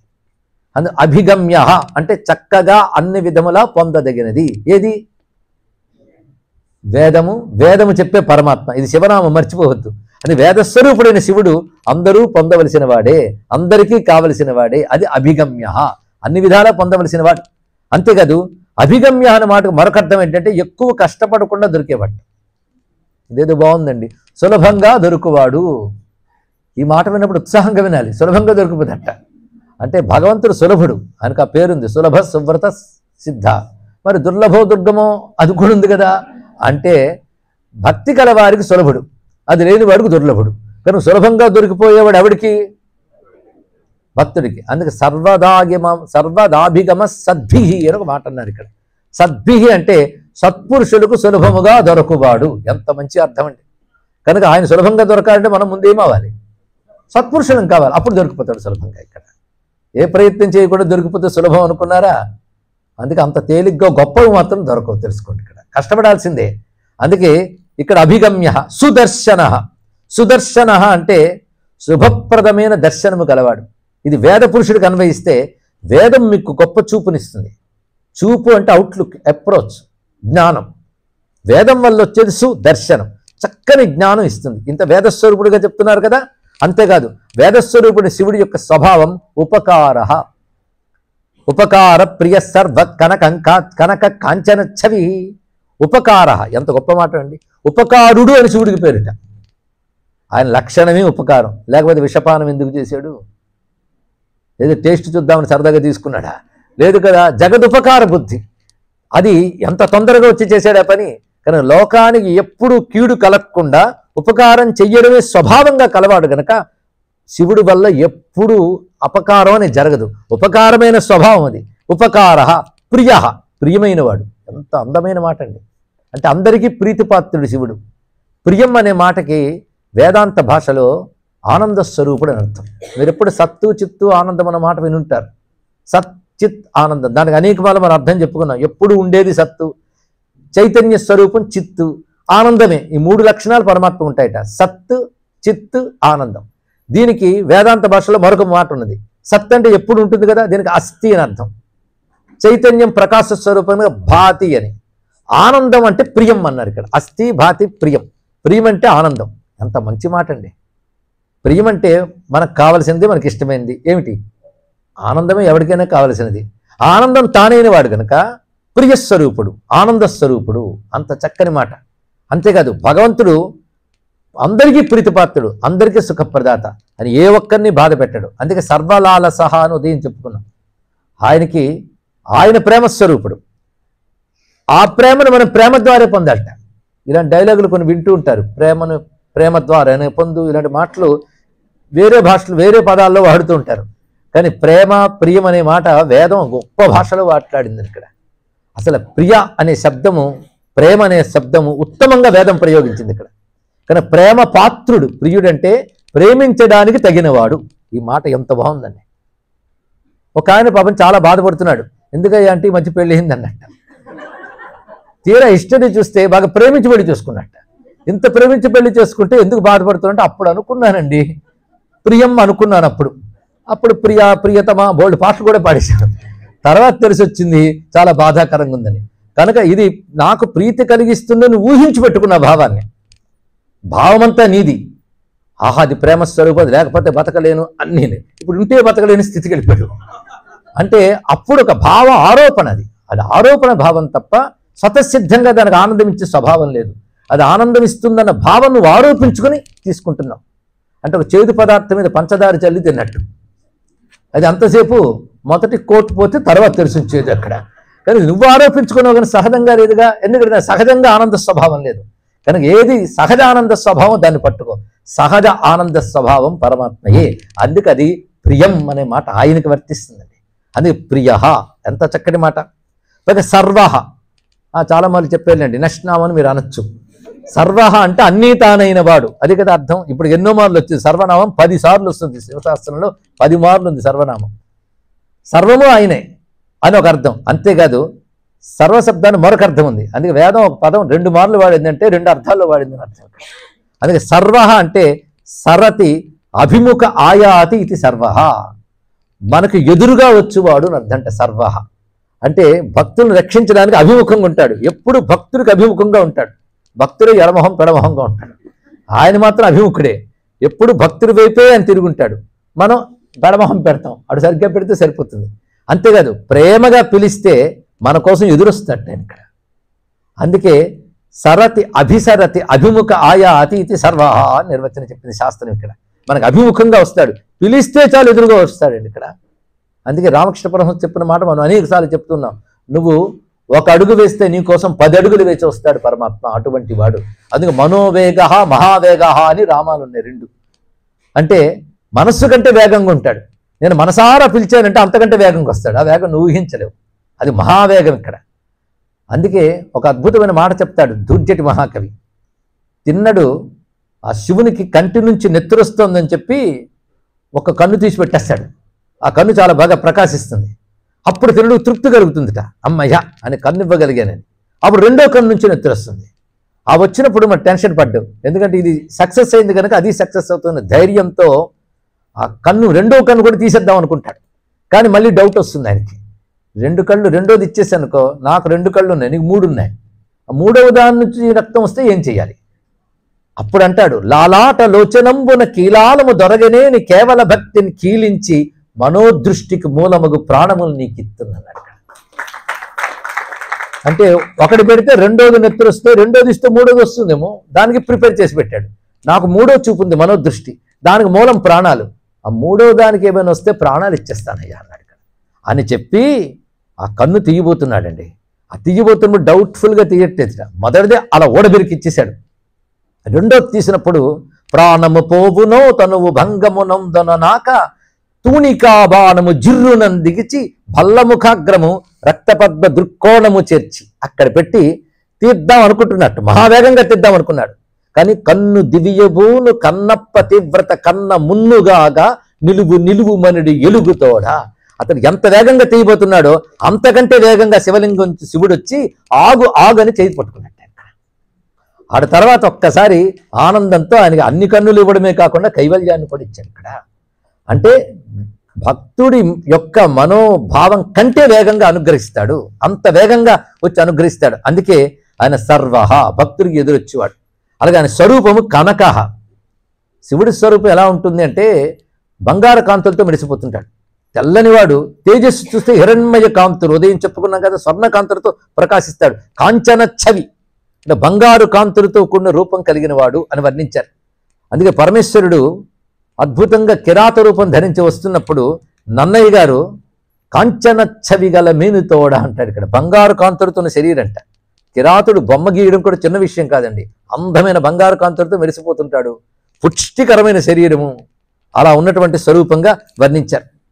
అటు తర్వాత శివనామాల్లో ప్రధానంగా భస్మసయో భస్మగొప్త భస్మభూత స్తరుర్గణ ముఖ్యమైనవి ఎంపిక చేసుకుని ఇప్పుడు చెప్పడం జరుగుతుంది. భస్మము, శివతత్వంలో భస్మ రుద్రాక్షలకి చాలా ప్రాధాన్యం ఉన్నది. భస్మానికి ఎంత వైశిష్ట్యం ఉన్నది అంటే అది ధరిస్తే సంపూర్ణ శుద్ధమవుతుంది దేహం. అయితే చాలామందికి తెలియక ఏమనుకుంటారంటే భస్మం అంటే శైవ సిద్ధాంతం, శైవులు భస్మం ధరిస్తారు కనుక అదంతా శైవులదని. మరి స్మార్తులు కూడా భస్మధారణ చేస్తారు. అయితే స్మార్తులందరూ శివభక్తులే గారు, విష్ణు భక్తులు ఉన్నారు. స్మార్త పద్ధతిలో విష్ణు పూజ జరిగే చోట భస్మం ధరించే విష్ణు పూజ చేస్తారు. మీరు కావాలంటే గురువయ్యారు వెళ్ళి చూడండి, గురువయ్యారు కృష్ణ మందిరం, అక్కడ ఆగం పద్ధతులు ఉండవు, వైదిక పద్ధతిలో పూజ చేస్తారు. ఇక్కడ అందరూ భస్మధారణ చేసుకుంటారు. కానీ భస్మధారణ అనేది వేదం అనేది చెప్పబడింది. వేదంలో జాబాలి ఉపనిషత్తు మొదలైన ప్రమాణంతో భస్మం చెప్పారు. అందుకే ఆదిశంకరులు భస్మధారణ చేస్తారు కనుక అందరూ ఆయన శైవుడు అనుకుంటారు. పైగా శంకర పేరు కూడా సరిపోయింది, కానీ శైవుడు కాడు ఆయన. ఆయన వేదమత సంబంధి. ఇవి శైవ వైష్ణవాల ఆగమ మతాలు, ఇవి మంచివే, దానికి వేదం ప్రమాణమే, కానీ దాని పద్ధతి దానికి ఉంటుంది. కానీ ఆగమ పద్ధతుల్లో తిలకధారణ వేరు, వైదికమైన పద్ధతి భస్మధారణ. అందుకే పూర్వం అగ్నిహోత్రం ఉండేది కదా, మొత్తం అగ్నిహోత్రం అయితే ఏం మిగులుతుంది చివరికి, అది ధరించేవారు. ఎలా ధరించేవారంటే అగ్నిహోత్రుడు 3 రూపాలతో ఉంటాడు, గార్హపత్య ఆహవనీయ దక్షిణాగ్ని. అది 3 వేదముల స్వరూపం, ఋగ్యజు సామములు. దీనికి మూలం అకార ఉకార మకారములు, వీటితోనే బ్రహ్మ విష్ణు రుద్రులు. దీనికి సంకేతంగా 3 పుండ్రములు ధరించడం అనేటువంటిది వచ్చింది. ఇది వైదిక సిద్ధాంతం. అందుకే వైదికంగా భస్మధారణ ఎవరైనా చేయొచ్చు. అయితే ఆ ఆగమాలకు చెందిన వారు మాత్రం ఆ ఆగమ సంప్రదాయంలో తిలకధారణ చేయాలి, అది వాళ్ళ పద్ధతి, దాని ప్రాధాన్యం దానికి ఉన్నది. అయితే ఇక్కడ భస్మశయో భస్మగొప్త అంటే ఇది మంద కాదులే అంటారేమో అని చెప్పడం వస్తుంది. భస్మానుకున్న శక్తి సామాన్యం కాదు, అసలు భస్మాన్ అన్నా గొప్పదిట, అంత శక్తివంతమైనది. భస్మజాబాలి ఉపనిషత్తు, రుద్రాక్ష జాబాలి ఉపనిషత్తు ఉంది. అందుకే భస్మ రుద్రాక్షలు రెండూ కూడా వైదికమైనవే. అందుకే శంకర భగవత్పాదులు వేదాంతవేత్తలు ఈ రెండూ మాత్రం ధరించి ఉంటారు. అసలు ఈ రెండూ లేకుండా వేదాంత విద్య విన్నా అది ఎక్కదిట. వేదాంత విద్యకి 2 ప్రధానమని సూత్ర సంహిత చెప్తున్నది, అది జ్ఞానాన్ని ప్రదానం చేస్తుంది, భస్మరుద్రాక్షలు 2. అలాగా భస్మం అనే మాటకి ఏ అర్థాలు ఉన్నాయో చూద్దాం. నా దగ్గర ఏముందండి బూడిద అన్నాడు ఒక ఆయన, అంటే అన్నీ ఉన్నాయని అర్థం అండి. శివుడు భస్మం పూసుకుని నాట్యం చేస్తూ ఉంటే ఆ ఫస్ట్ రోలో కూర్చోవాలని అందరూ ముందుకు వచ్చి కూర్చుంటారు. ఎందుకంటే నాట్య సంఘం తర్వాత నాట్యం చేస్తే విధులిస్తుంటే కాస్త విభూతి మీద పడితే ఒక్క ధూళికణం పడితే ఇంద్రాదులకు మించిన ఐశ్వర్యం వస్తుంది. అంతుంది, అన్ని ఐశ్వర్యాలు ఆ ఫార్ములా తీసి పెట్టుకున్నాడు. కానీ నా దగ్గర బూడిద తప్ప ఏమీ లేదంటే అన్నీ ఉన్నాయని అర్థం తెలుసుకోండి. ఇక్కడ సర్వైశ్వర్య సంపన్నుడు ఆయన. ఇక్కడ ఒక్క విభూతి కణం పడితే సంపదలు వస్తాయని ఇంద్రుడు ముందు కూర్చుంటాడు కిరీటం తీసేసి. కిరీటం తీయకపోతే కిరీటం మీద పడుతుంది కానీ నెత్తి మీద పడుతుంది. అందుకే అందరూ హ్యాట్స్ ఆఫ్ చేసి అక్కడ కూర్చుంటారు. ఇక్కడ ఆ భస్మం కాస్త పడినా చాలు, అలాంటి భస్మం. అందుకే పార్వతీదేవి దగ్గరకు వచ్చి మాయాజంగమ వేషంలో శివుడు వచ్చి ఆ బూడిది పూసుకునేవాడు అంటే నీకేం తెలుసా బూడిది గురించి అని పార్వతీదేవి చీవాట్లు పెడుతుంది. భస్మం అనే మాటకి మన ఆ మాటకు వస్తే బూర్ది అంటున్నామే, అది విభూతి అనే పదం వచ్చింది. విభూతి అంటే ఐశ్వర్యం అని అర్థం. విభూతిర్ ఐశ్వర్యం అమర కోసం చెప్తోంది. విభూతి అంటే అర్థం ఏమిటి? ఐశ్వర్యం. కానీ భస్మం పేరే ఐశ్వర్యం అని అర్థం అండి. మరి భస్మం అని ఎందుకన్నారంటే భాసనాత్ భసితం ప్రోక్తం భస్మ కిల్బిష భక్షణాత్ అన్నాడు. భస్మం అంటే భాసనం అంటే వర్చస్సు, అలాగే కిల్బిష భక్షణం, భక్షణాత్ భస్మ, పాపాలని దహనం చేస్తుందిట, పాపాలను తినేస్తుంది కనుక భస్మం అంటే పాపనాశకం, తేజప్రదాయకం. ఇది అగ్నిసారం భస్మం, ఇది రహస్యం. అగ్ని ఐశ్వర్యాన్ని ఇస్తుంది, కానీ అగ్నిని ఎవడు నెత్తి మీద ధరించలేడు కదా, కానీ అగ్నిసారం పట్టుకున్నాడు. అగ్నిసారం భస్మం. ఒక వస్తువు ఎన్నో మార్పులు పొంది చివరికి భస్మం అవుతుంది. భస్మం తర్వాత మరి ఏమీ లేదు, కానీ అల్టిమేట్ రియాలిటీ భస్మం అంటే అర్థం ఇక్కడ. అలాంటి భస్మము భగవత్ స్వరూపము. అందుకే భర్త్సనాత్ సర్వపాపానాం పాశానాంచ మహామునే, పాప పాశ నాశనం చేసే శక్తి భస్మానికి ఉందండి. అందుకే భస్మరుద్రాక్ష ధారణ చేయకుండా ఏ కర్మ చేసినా వ్యర్థమే. అరే ఇతరులు వాళ్ళ లాంఛనాలు ధరించడానికి సిగ్గుపడరే. ఏ దేశమైనా ఎక్కడున్నా వాళ్ళ టోపీలు, వాళ్ళ గడ్డాలు, వాళ్ళ బురకాలు ధరించినప్పుడు మంచిదే, వాళ్ళని చూసి మనం నేర్చుకోవాలి. మనం మనదైనటువంటి భస్మధారణ, తిలక ధారణ చేసుకోవడం సిగ్గుపడడం ఎందుకండి? భస్మధారణ సంప్రదాయంగా కలిగిన వారు చక్కగా భస్మధారణ చేసి కూర్చోవచ్చు. అదే ఆగమాల ప్రకారంగా ఊర్ధ్వపుండ్రాధారణ చేయవలసిన వాళ్ళు అవే చేయాలి, వాళ్ళు ఏం మార్చనక్కర్లేదు. ఎందుకంటే అది ఉత్తమమే, దాని పద్ధతిలో దాన్ని చేయాలి. కానీ మిగిలిన వారు హాయిగా భస్మధారణ చేసుకుని కూర్చుంటే ఆ శరీరం శుద్ధమవుతుందిట. స్నానంతో కొంత శుద్ధే, భస్మంతోనే పూర్ణ శుద్ధి అన్నారు. అదే స్నానానంతరం భస్మధారణ శుద్ధి చేస్తుంది. కానీ భస్మ రుద్రాక్ష ఈ రెండు విశేషం.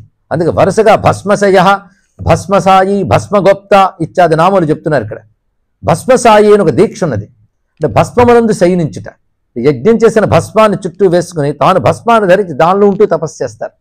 అలా భస్మధారణ చేసే రుద్రమంత్రం చదివితే అది అమోఘ ఫలితాన్ని ఇస్తుంది అని శాస్త్రంలో భస్మచ్చన్నో భస్మశయ్యాం శయానో రుద్రాధ్యాయి ముచ్యతే సర్వపాపై అని చెప్పారు ఇక్కడ.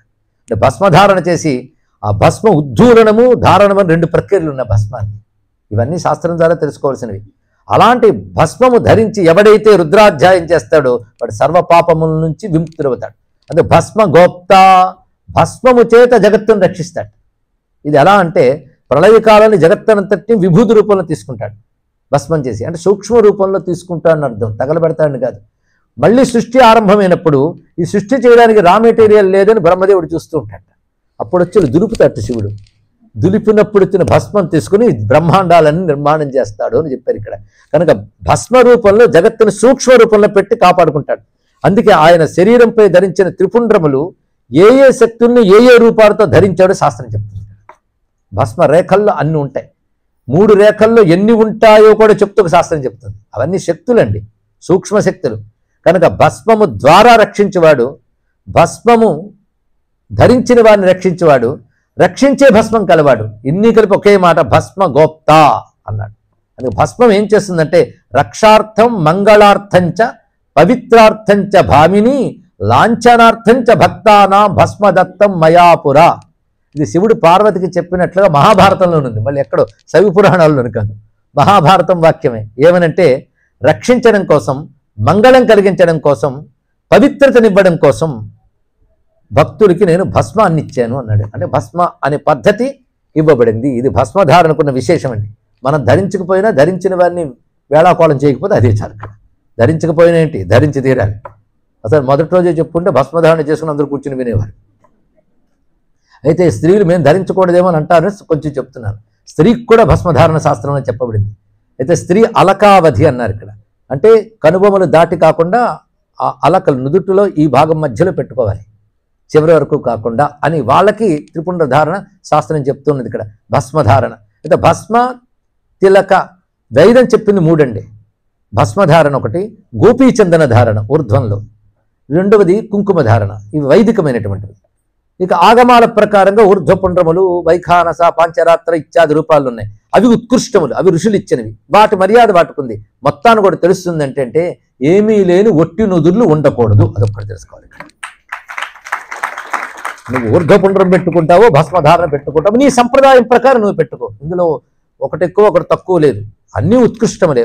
ఎవరి సంప్రదాయం వారికి ఉత్కృష్టమైనటువంటిది. అది మనం గ్రహించి ఆ భస్మధారణ అనేది అంత ఉత్కృష్టం. ఆ మాటకు వస్తే ఇలా పెట్టేది కూడా భస్మంతోనే పెట్టుకుంటున్నారు కదా, అది ఒక రకమైన భస్మంతోనే పెట్టుకుంటున్నాం కదా, అది భస్మధారణే. అది గ్రహించవలసినదే.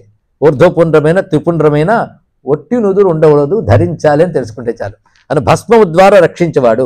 భస్మభూత, భస్మభూత అంటే భస్మం అలుదుకున్నటువంటి శరీరం కలిగిన వాడు. ఇలాగ భస్మశయో భస్మగొప్త భస్మభూత తరుహు. తరుహు అంటే వృక్ష రూప. మళ్ళీ ఉదయమే వృక్షం చెప్పుకుని మళ్ళీ ఇప్పుడు వచ్చిందంటే కల్పవృక్షాల రూపంలో ఉన్నటువంటి వాడు అని చెప్తూ అందరికీ ఆశ్రయమైన బ్రహ్మతరువు అని శాస్త్రంలో మాట ఉన్నదండి. అది ఇక్కడ చెప్పబడుతుంది. సమాశ్రితాత్ బ్రహ్మతరోరనంతా నిస్సంశయ పక్వ ఫల ప్రపాత అని అద్భుతమైన మాట. బ్రహ్మతరువు అందరికీ సమాశ్రయం అన్నాడు. అంటే అందరికి ఆధారంగా ఉన్నది పరబ్రహ్మం అనే వృక్షము. అది ఇక్కడ తరుహు అనే మాట బ్రహ్మతరుహు అనే మాటలోంచి చూపిస్తున్నారు. ఇలాగా శివనామాల్లో శుక్ల త్రిశుక్ల సంపన్న శుచి అనే నామాలు వచ్చాయి. శుక్ల అంటే తెల్లనివాడు, త్రిశుక్ల అంటే 3 తెల్లని కలవాడు. ఈ రెంటికి ఎందుకు అలా చెప్పారంటే శుక్ల తెల్లని వాడంటే శుద్ధుడు, నిర్మలమైన వాడు అని అర్థం. 3 శుద్ధులు అంటే అర్థం 3 శుద్ధంగా ఉంటాయట. అంటే మనస్సు, వాక్కు, కర్మ కూడా నిర్మలంగా ఉంటే వాడు త్రిశుక్లుడు అనాలి. అంటే వాడు కపటం లేదు, 3 ఒకేలా ఉన్నాయి, నిర్మలంగా ఉన్నాయి. అందుకే శుక్ల త్రిశుక్ల అని చెప్పడం. అందుకే సంపన్న తర్వాతి నామం. అదే నిజమైన సంపద అంటే శుద్ధతగా ఉండడమే సంపద. అటువంటి సంపన్నుడు శుచి, ఆ నిర్మలత్వమే శుచి అని చెప్పబడుతున్నది. ఈ విధంగా స్వామి యొక్క స్వరూపమును చెప్తూ 614వ నామం శివ అని వచ్చిందండి. మొత్తం శివశాస్త్రనామం చెప్పాం కానీ ఇక్కడ వచ్చింది శివ అనేటువంటి నామం. శివ అనే మాట ఒక మహామంత్రం. అందుకే ఒక మాట చెప్తుంది శాస్త్రం, విద్యాసు శృతిరుత్కృష్ట. విద్యలన్నింటిలో గొప్పది ఏంటంటే వేదం గొప్పది.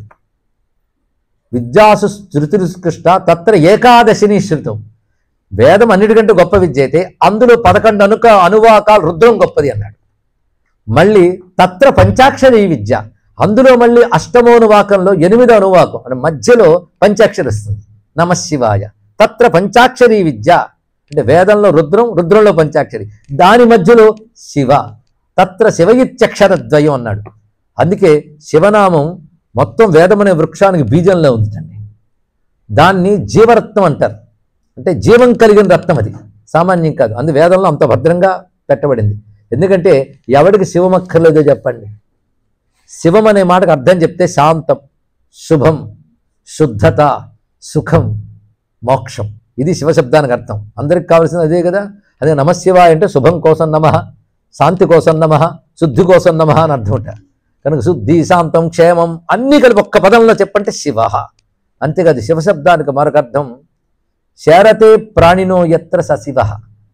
సర్వజీవులు ఎక్కడికి చేరి విశ్రాంతిని పొందుతారో అది శివుడు అన్నారు. ప్రళయకాలంలో అంతవరకు జగత్ అలిసిపోతుంది, పరమాత్మ దగ్గరికి వెళ్ళి విశ్రాంతి తీసుకుంటుంది. ఇది ఎలాంటిదంటే ఆడుకుంటున్న పిల్లాడు తల్లి ఒళ్ళో విశ్రాంతి తీసుకున్నట్లుగా అలసిపోయిన జీవుడికి విశ్రాంతినిచ్చేవాడు శివుడు. ఆ విశ్రాంతి శాశ్వత శాంతి కావాలి అంటే కైవల్యం, అదే అసలు విశ్రాంతి. అది ఇచ్చేవాడెవడో అతడు శివుడు అన్నారు. శివ క్షేమేచ మోక్షేచ అన్నారు. క్షేమము, మోక్షము. క్షేమం అంటే ఉన్నత స్థితి, మంచి స్థితికి శివ అని అర్థం, మోక్షమునకు శివ అర్థం.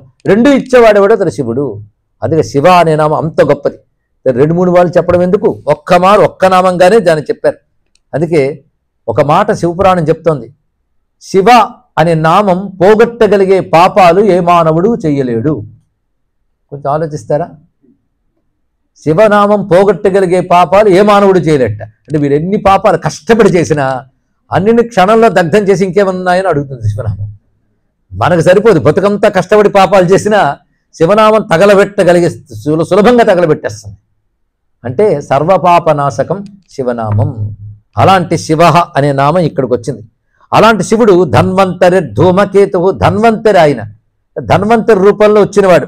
ఇది మన విష్ణు అవతారం అంటాం. ఇక్కడే వింటున్న దాన్ని బట్టి భేదం లేదు. ధన్వంతరి అనే మాటకు అర్థం ఏంటంటే ధనుహు అంతం గమయతి. ధనుహు అంటే బాధ, దానికి అంతము కలిగించేవాడు అంటే బాధను పోగొట్టువాడు అని ధన్వంతరి శబ్దానికి అర్థం అండి. అది చెప్పబడుతుంది ఇక్కడ. అందుకే అటువంటి ధన్వంతరి అయిన శివునికి నమస్కారము అని చెప్తూ మరికొన్ని నామాల్లో పద్మనాభ వచ్చింది. పద్మనాభుడు అంటే ఎవరు? విష్ణువేగా. మరి ఆ నామం ఇక్కడ చెప్పారంటే నిన్న హరివంశంలో మొదటి రోజు చెప్పాం, శివుడు విష్ణువుతో చెప్తాడు నీ నామాలన్నీ నావి, నా నామాలన్నీ నీవి అని చెప్పడంలో ఉన్న ఆంతర్యం మనకు తెలిసిపోయింది. కానీ ఒకటే పరమాత్మ, ఒకటే పరమేశ్వరుడు. పైగా పద్మనాభ అంటే నాభియందు పద్మము కలవాడు నొకర్థము.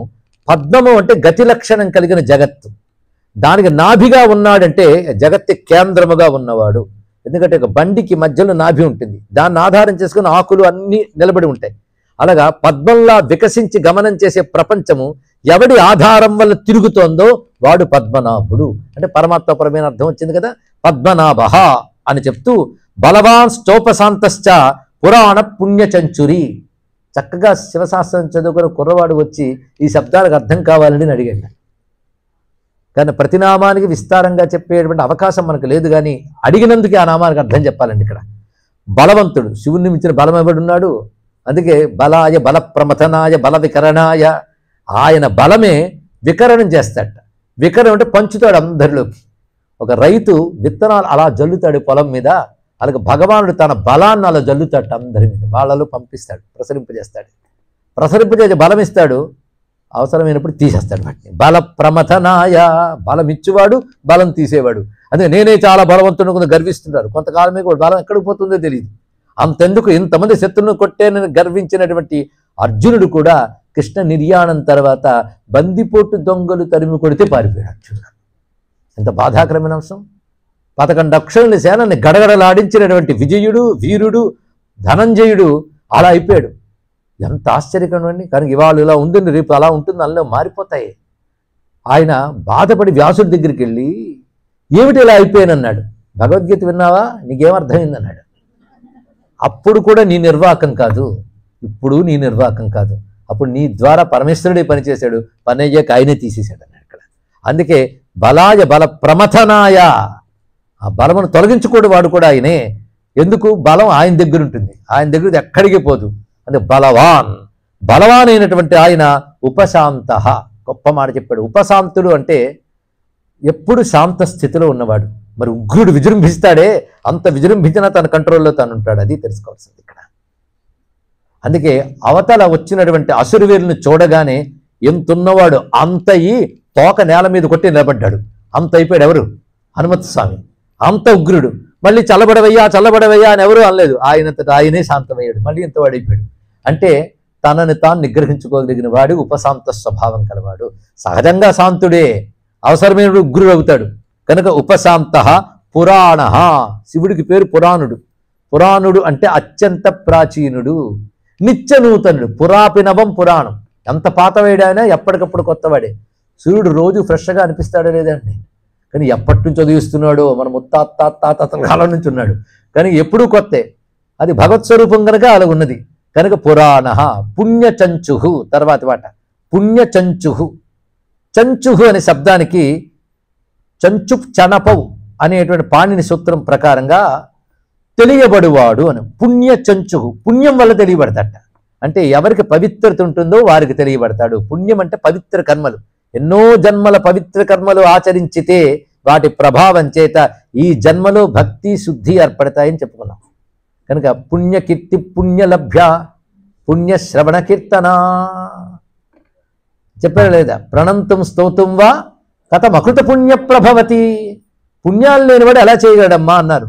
కనుక ఇవాళ భగవంతుని ఆశ్రయించంటే వెనకాల ఎన్నో జన్మల పుణ్యాలు ఉండాలి. కోటి జన్మార్జిత పుణ్యై భవే భక్తి ప్రజాయితే కృష్ణుడు చెప్పాడే లేదు మొదట్లోనే. అలా పుణ్యముల ద్వారా తెలియబడివాడు పుణ్యచంచుగు. కానీ పుణ్యచంచు రి అన్నారు. పుణ్యచంచుగు ఈ ఒక్కటే ఒక నామం అండి. ఈ అనే మాటకు అర్థం ఏంటంటే ఐశ్వర్యము అని అర్థం. తాం పద్మినీం ఈం శరణమహం ప్రపద్యే అంటాం ఇక్కడ. ఇందులో కొన్ని స్త్రీలింగ శబ్దాలు కూడా ఉన్నాయి.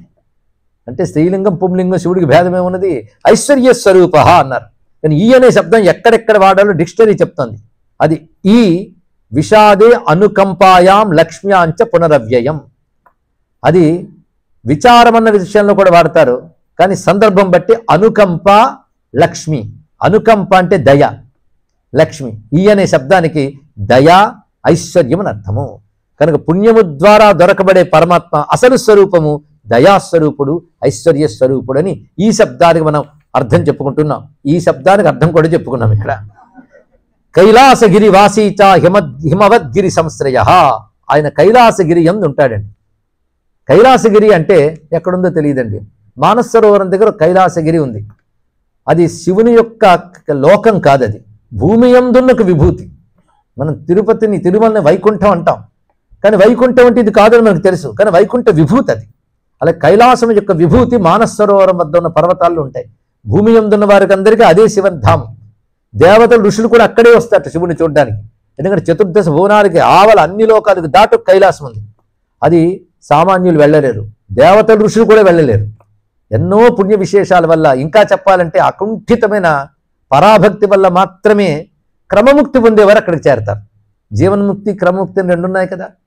శుద్ధమైన ఉపాసనా బలం వల్ల వెళ్ళగలిగి క్రమముక్తి, శుద్ధమైన అంతఃకరణంతో ఇక్కడే బ్రహ్మానుభవం పొందితే జీవన్ముక్తి.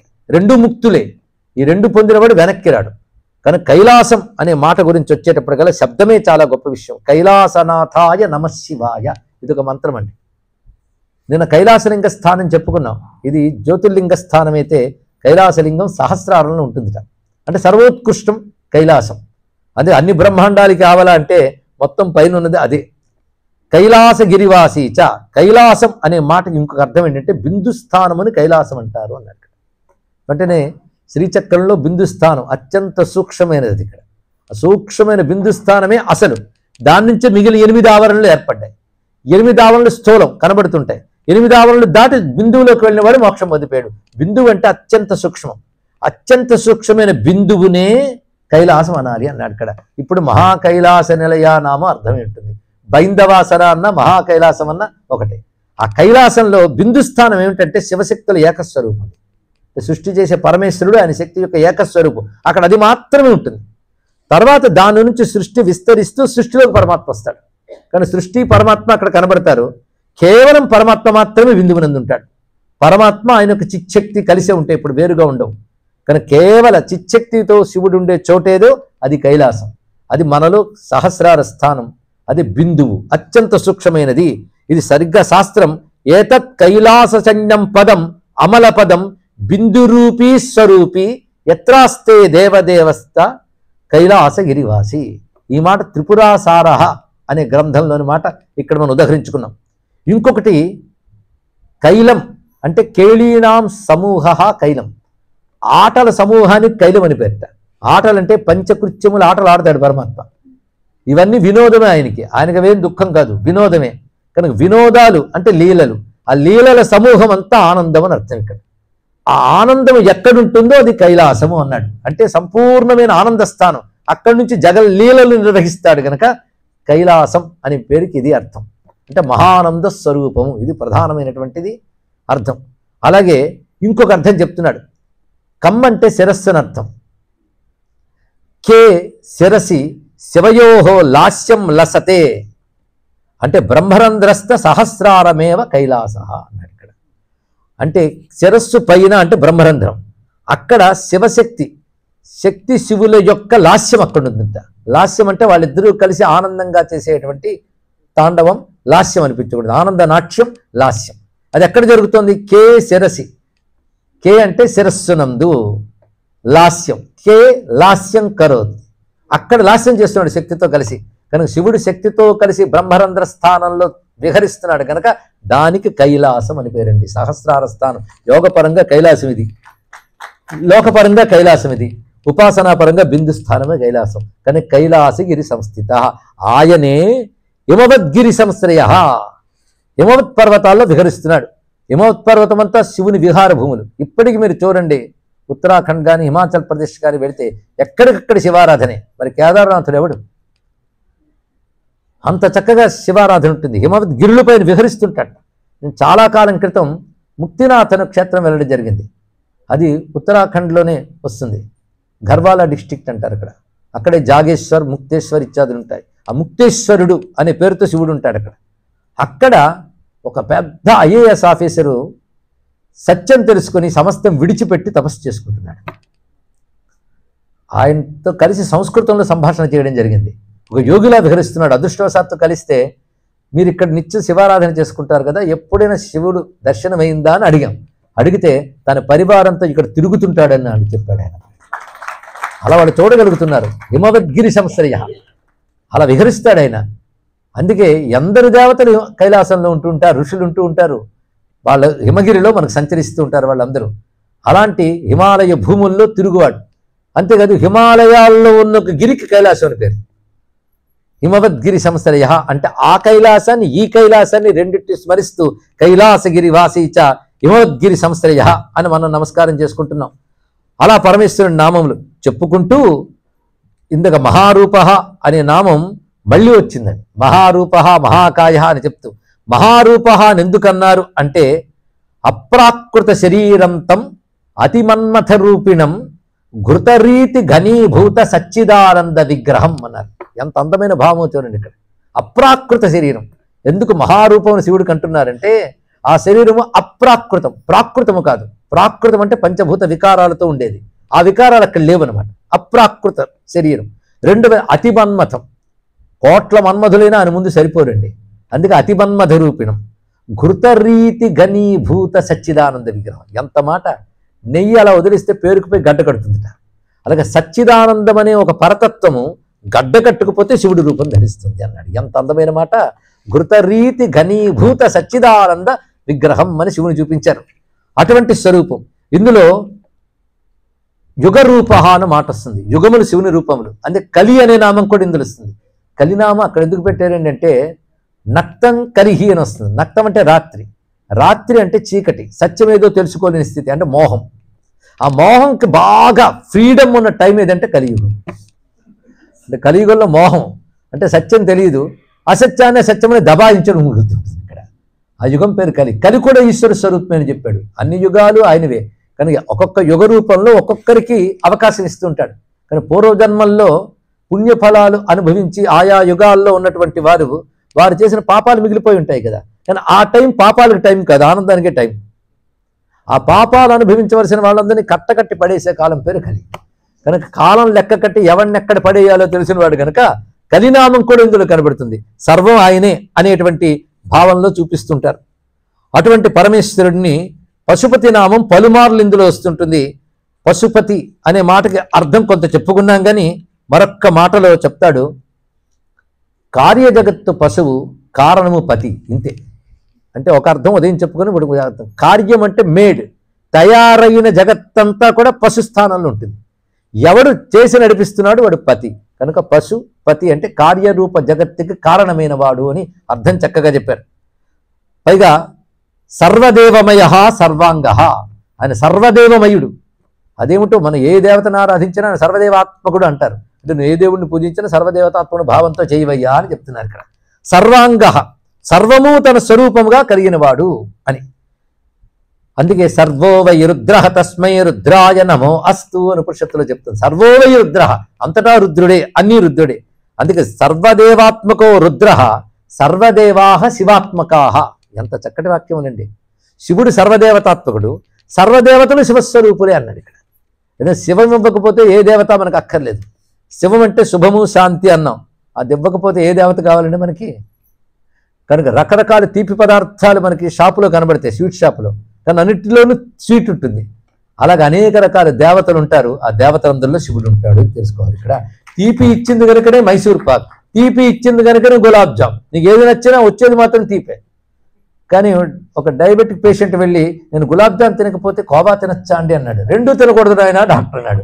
రెండు వేరు వేరు కదండి అంటే రెండిట్లో ఒకటే ఉందయ్యా తీపి అన్నాడు. అదే తెలుసుకో. కనుక దేవతలు అనేక రూపాలతో ఉన్న తీపిలా శివుడు వ్యాపించిపోయి ఉన్నాడు. అందుకే సర్వదేవాత్మకో రుద్ర, సర్వే దేవా శివాత్మకా. ఎంత చక్కని మాటలు చూపించారు ఇక్కడ. అలా పరమేశ్వరుని మనం నమస్కారం చేసుకుంటూ క్రమంగా చివరికి వస్తూ ఉన్నాం. ఇందులో మళ్ళీ పూర్వనామములు కొన్ని అర్థాలతో స్మరింపబడుతూనే ఉంటాయి. క్రమంగా దేవాసుర వినిర్మాత, దేవాసుర పరాయణ. ఈ దేవాసుర అనేవి 13 నామాలు వస్తాయి. 13 ఒక తోట బంచ్గా పెట్టారు. ఈ బంచ్ అనేది చాలా ముఖ్యమండి. ఒక్కొక్క బంచ్లో ఒక అర్థం. ఇందుకు వేదనామాలన్నీ ఒక దగ్గర వచ్చాయి. దేవా అసుర వినిర్మాత, ఇది జాగ్రత్తగా వినవలసింది. దేవతల్ని అసురుల్ని ఆయన ఏర్పాటు చేశాడు. ఆయనే సృష్టించాడు దేవాసురుడు, లేకపోతే లోకం నడవదు. క్షీరసాగర మథనం చేయాలంటే కేవలం దేవతల వల్ల సరిపోతుంది. అందుకే అసురులను తోడు తెచ్చుకున్నారు. ఒకరికొకరు పడకపోయినా పొత్తులు తప్పు తెచ్చుకున్నారు మథనం చేయాలంటే. అయితే ఒక్క దేవబలం, సాత్విక బలం సరిపోదు. అటువైపు రాజస్తామస బలాలు కూడా ఉండాలి. అన్ని కలిస్తేనే నడుస్తాయి. కనుక వాళ్ళు వీళ్ళు కలిసి మథనం చేసుకున్నారు. కానీ దేవ అసుర అనే 2 భాగములు ప్రపంచంలో ఉంటాయి. అంటే దేవతలనే జాతి, అసురులనే జాతి అనుకోవద్దు. మన రాక్షసులు, దైత్యులు, ధనుజులు, అసురులు కలిపేస్తుంటాం. అన్న ఒకటి కాదు. అసుర శబ్దం చాలా విశేషం అండి వేదం ప్రకారంగా. అసు అంటే ప్రాణములు, అసురహ అంటే తన ప్రాణాల్లో తాను ఆనందించేవాడు. అంటే తన ప్రాణాలతో పనిచేసే ఇంద్రియాలను సుఖపెట్టాలనుకునే వాళ్ళందరూ అసురులు అంటారు. అది కాకుండా ఇంద్రియాలని వాటిని నడిపేటటువంటి దివ్యశక్తిని తెలుసుకుని ఈ ఇంద్రియాల కంటే ధర్మం మంచిది అని ధర్మం కోసం, ప్రపంచం కోసం పనిచేసే వాళ్ళు ఎవరు? వాళ్ళు దేవతలట. కనుక సృష్టిలో 2 ఉంటాయి. తన స్వార్థం తాను చూసుకునే వాళ్ళు ఒకవైపు, పరుల కోసం జీవించేవారు మరొక వైపు. ఈ రెండు లక్షణాలని దేవ అసుర అంటారు. ఇక్కడ ఇది తెలుసుకోవాల్సినది. ఈ దేవ అసుర అనే రెండింటిని ఏర్పరిచి నడిపిస్తున్నవాడు ఎవడో అతడు దేవాసుర వినిర్మాత. అటువంటప్పుడు దేవతలకి అసురులకు కూడా ఆయనే గతి. దేవాసుర పరాయణ, ఇద్దరికీ ఆయనే ఆశ్రయం. అందుకే అసురులు ఆయన కోసం తపస్సు చేశారు, దేవతలు తపస్సు చేశారు ఆయన కోసం. అందరికీ ఆయనే ఆశ్రయం. ఇక్కడ దేవాసుర గురువు, వాళ్ళకి వీళ్ళకి కూడా గురువుగా ఆయనే ప్రబోధిస్తాడు. అసురు గుణాలు ఉన్న వాళ్ళని నేను చేరదీయను అంటే ఒక్కడ కూడా దండం పెట్టాను అరుగుడు కాడు. కానీ వాళ్ళను కూడా అనుగ్రహిస్తున్నాడు కదా. కనుక దేవ అసుర గురువు, వాళ్ళకి వీళ్ళకి కూడా ఆయనే గురువు. తర్వాత దేవాసుర నమస్కృత, దేవతల చేత అసురుల చేత నమస్కరింపబడ్డవాడు. ఈ దేవాసురు అలా కంటిన్యూ వస్తుంటుంది. ఇక్కడ చమత్కారం ఎక్కడ చేశాడంటే అది పట్టుకోగలగాలి. దేవాసుర గురు దేవాసురు నమస్కృత అని పెట్టాడు. దేవ అసురుడు గురువైన దేవుడు అన్నారు. ఏమి దేవాసుడు గురువైన అసురుడు అనలేదే. దేవాసురుడు నిర్మించిన వాడు ఆయన మాత్రం దేవుడే. అక్కడ ఆయన స్వతసిద్ధంగా దేవుడు. దేవుడు అంటే మంచి చేయువాడు, అంతేగాని అసురు లక్షణం ఆయన యందు లేదు. అయితే వేదంలో ఒక చోట అసురం దువస్స అనే మంత్రం వస్తుంది. అక్కడ అసురం అనే మాటకు అర్థం ఏంటంటే ప్రాణముల యందు ప్రకాశించేవాడు, ప్రాణాలను ఇచ్చువాడు అని అర్థంలో వాడారు. ఇది తెలుసుకోవాలి. ఆయన అసలు స్వరూపం మాత్రం దేవ. దేవ అంటే ప్రకాశ స్వరూప అని అర్థం. అసలు దేవుడు ఎవరో తెలుసా? దేవతలకు కూడా దేవుడు అంటే దేవతలందరూ ప్రకాశిస్తున్నారు, కానీ వాళ్ళకి ఆ ప్రకాశం ఎవడిచ్చాడు? వాడు అసలు దేవుడు. అందుకే ఏకో దేవ సర్వభూతేషు కూడా, ఒకడే దేవుడయ్యా, ఆయనే ఈశ్వరుడు, స్వయం ప్రకాశ స్వరూపుడు. ఆయన వల్ల ప్రకాశిస్తున్నారు దేవతలు. కానీ దేవతలకు ఎందుకు నమస్కారం చేస్తున్నామంటే వాళ్ళ యందు భగవత్ ప్రకాశం ఉంది. కానీ ఆ భగవత్ ప్రకాశం ఎవరు? స్వయం ప్రకాశుడే నాయన. అందుకే ఇంద్రియాలకు దేవతలని పేర్లు. ఇవి పనిచేస్తున్నాయి, గొప్పగా మేలు చేస్తున్నాయి కదా మనకి, కనుక ఇవే దేవతలు. కానీ వాటికి కూడా వెలుగును ఎవడిస్తున్నాడు? వాడు లోపలున్న ఆత్మయే దేవ, అసలు దేవుడది. అందుకే దేవాసుర గురుర్దేవో దేవాసుర నమస్కృత, దేవాసుర మహామాత్రో దేవాసుర గణాశ్రయ. దేవాసుర మహామాత్ర అంటే దేవతలను అసురుని నియంత్రించేవాడెవడు? అతడు మహామాత్ర. దేవాసుర గణాలకు ఆశ్రితుడు, దేవాసుర గణాధ్యక్ష, దేవాసుర గణాగ్రణీ, దేవ అతిదేవో దేవర్షి. దేవతల్ని మించిపోయి ప్రకాశించేవాడు దేవ అతిదేవ. అటువంటి వాడు దేవాసుర వరప్రద అని చెప్తూ చిట్ట చివరికి వచ్చేటప్పటికల్లా దాన్ని పూర్తి చేస్తున్నారు ఈ నామాలు. ఆ నామాలు వరుస వ్రతాధిప పరం బ్రహ్మ, భక్తానాం పరమాగతి, విముక్తో ముక్త తేజాశ్చ, శ్రీమాన్ శ్రీవర్ధనో జగత్. శ్రీమాన్ శ్రీవర్ధనో జగత్. 1000 నామాలు అయిపోయింది. వ్రతములు, వ్రతములు అంటే నియమములు. వేదము చెప్పిన ధర్మ నియమములకు వ్రతములని పేర్లు. ఆ వ్రతములన్నిటికీ అధిపతి ఆయన. అంటే సర్వవ్రతములు ఏ పరమాత్మ కృప కోసం చేస్తామో ఆ పరమాత్మ ఆయన కనుక వ్రతాధిప. ఆయన పరం బ్రహ్మ, ఇందాక చెప్పుకున్నాం, సర్వోత్కృష్టమైన పరబ్రహ్మం. ఆయనే భక్తానాం పరమాగతి, భక్తులకు పరమగతి. అంటే భక్తులైన వాళ్ళు చివరికి చేరుకునేటువంటి పరంధామం ఆయనే. భక్తానాం పరమాగతి, భక్తులకు భగవంతుడు తప్ప మరొక గతి కాదు. అందుకే భక్తానాం పరమాగతి విముక్త. ఆయన అందరికీ ముక్తినిస్తాడు. ఆయన బంధింపబడతాడా? ఆయన ఎప్పుడూ ముక్తుడే. విముక్త అంటే ఏ బంధము లేనివాడు. ముక్త తేజాశ్చ, అలా ఏ బంధము లేని తేజస్సుగా ప్రకాశించువాడు. ముక్త తేజాశ్చ అంటే కేవల మోక్షస్వరూపుడు. ఆ మోక్షస్వరూపముగా పరమ తేజస్సుగా ఉన్నవాడు. శ్రీమాన్ శ్రీవర్ధనో జగత్. ఇది చివరి నామములండి. శ్రీమాన్, శ్రీమాన్ అంటే శ్రీ అనగా ఉదయం చెప్పుకున్నాం సంపద అవన్నీ కలిగినవాడు. అలాగే శ్రీ అంటే వేదం. ఆ వేద ప్రకాశం అంతా తన స్వరూపమే, జ్ఞానమే తన స్వరూపం, ఐశ్వర్యం తన స్వరూపం. కనుక శ్రీమాన్, ఆ స్త్రీలన్నీ ఆయన వద్దే ఉన్నాయి. ఆ ఆయన స్త్రీలను వర్ధన పెంచుతట. శ్రీవర్ధన ఇది మంత్రం అండి. శ్రీవర్ధనాయ నమః. స్త్రీలను వర్ధింపజేస్తాడు. అంతకంటే ఇంకేం కావాలి? సర్వైశ్వర్యాన్ని వృద్ధి చెందిస్తాడు, జ్ఞానాన్ని వృద్ధి చెందిస్తాడు. శ్రీ అనగా వేదమని ఇందాక చెప్పుకున్నాం కనుక ఆ వేదరూప ధర్మాన్ని, వేదరూప జ్ఞానాన్ని వర్ధిల్ల చేసేవాడెవడు? అతడు శ్రీవర్ధన. చివరి నామం జగత్. జగత్ అంటే చూసారా, ప్రపంచం అని ఆయన పేరుట. జగత్ ఆయన పేరు అంటే జగత్తే ఆయన. జగదీశ్వరుడు కాదయ్యా, జగత్తే ఆయన. జగదీశ్వరుడే జగద్రూపంగా ఉన్నాడు అని, విశ్వేశ్వరుడే విశ్వరూపంగా ఉన్నాడు అని జగత్ అనే పేరుతో పూర్తి చేయడం అద్భుతం అండి. జగత్తే దివుడు అని చెప్పారు. ఇక్కడ మరొక అందం ఉంది పరిస్థితి. జగత్ అని ఎందుకు పేరు వచ్చింది దీనికి? మనకి ఏది చెప్తే జగత్. జగత్తుకి అర్థం ఏంటంటే వరల్డ్ అన్నాడు ఒక ఆయన. అది మీరు మరొక వరుడిచ్చారే తప్ప అర్థం చెప్పలేదండి అని చెప్పారు. జగత్ అనే మాటకి గచ్చతి ఈతి జగత్, ఎప్పుడు కదిలేదేదో అది జగత్తుట. జగత్తు యొక్క లక్షణం ఎప్పుడూ కదులుతూనే ఉంటుంది. కదిలేది, కదులుట అంటే మార్పు చెందుట. కదలడం అంటే అర్థం మార్పు చెందుట. జగత్తుకి ఆ లక్షణం ఉంది, అనుక్షణం మారుతూనే ఉంటుంది జగత్తంతా కూడా. కానీ మారే లక్షణం కలిగిన జగత్తు నిరంతరం కదులున్నది. ఇప్పుడు మొదటి నామంకి వెళ్ళండి. స్థిరస్థాను, స్థిర అంటే కదలనివాడు, జగత్ అంటే కదిలేవాడు. ఈ రెండు నామాల మధ్య మొత్తం 998 నామాలు మొత్తం అలా కలిపాడు. అది రహస్యం అంటే. ఊరికిన రహస్యాడు అనుకున్నారా? నామాలు కూర్పు అంత పకడ్బంది, ఋషులదండి ఇది, మర్చిపోవద్దు. కనుకనే జగత్ నిరంతరం కదిలేది. ఇదంతా ఎక్కడ కదులుతుంది?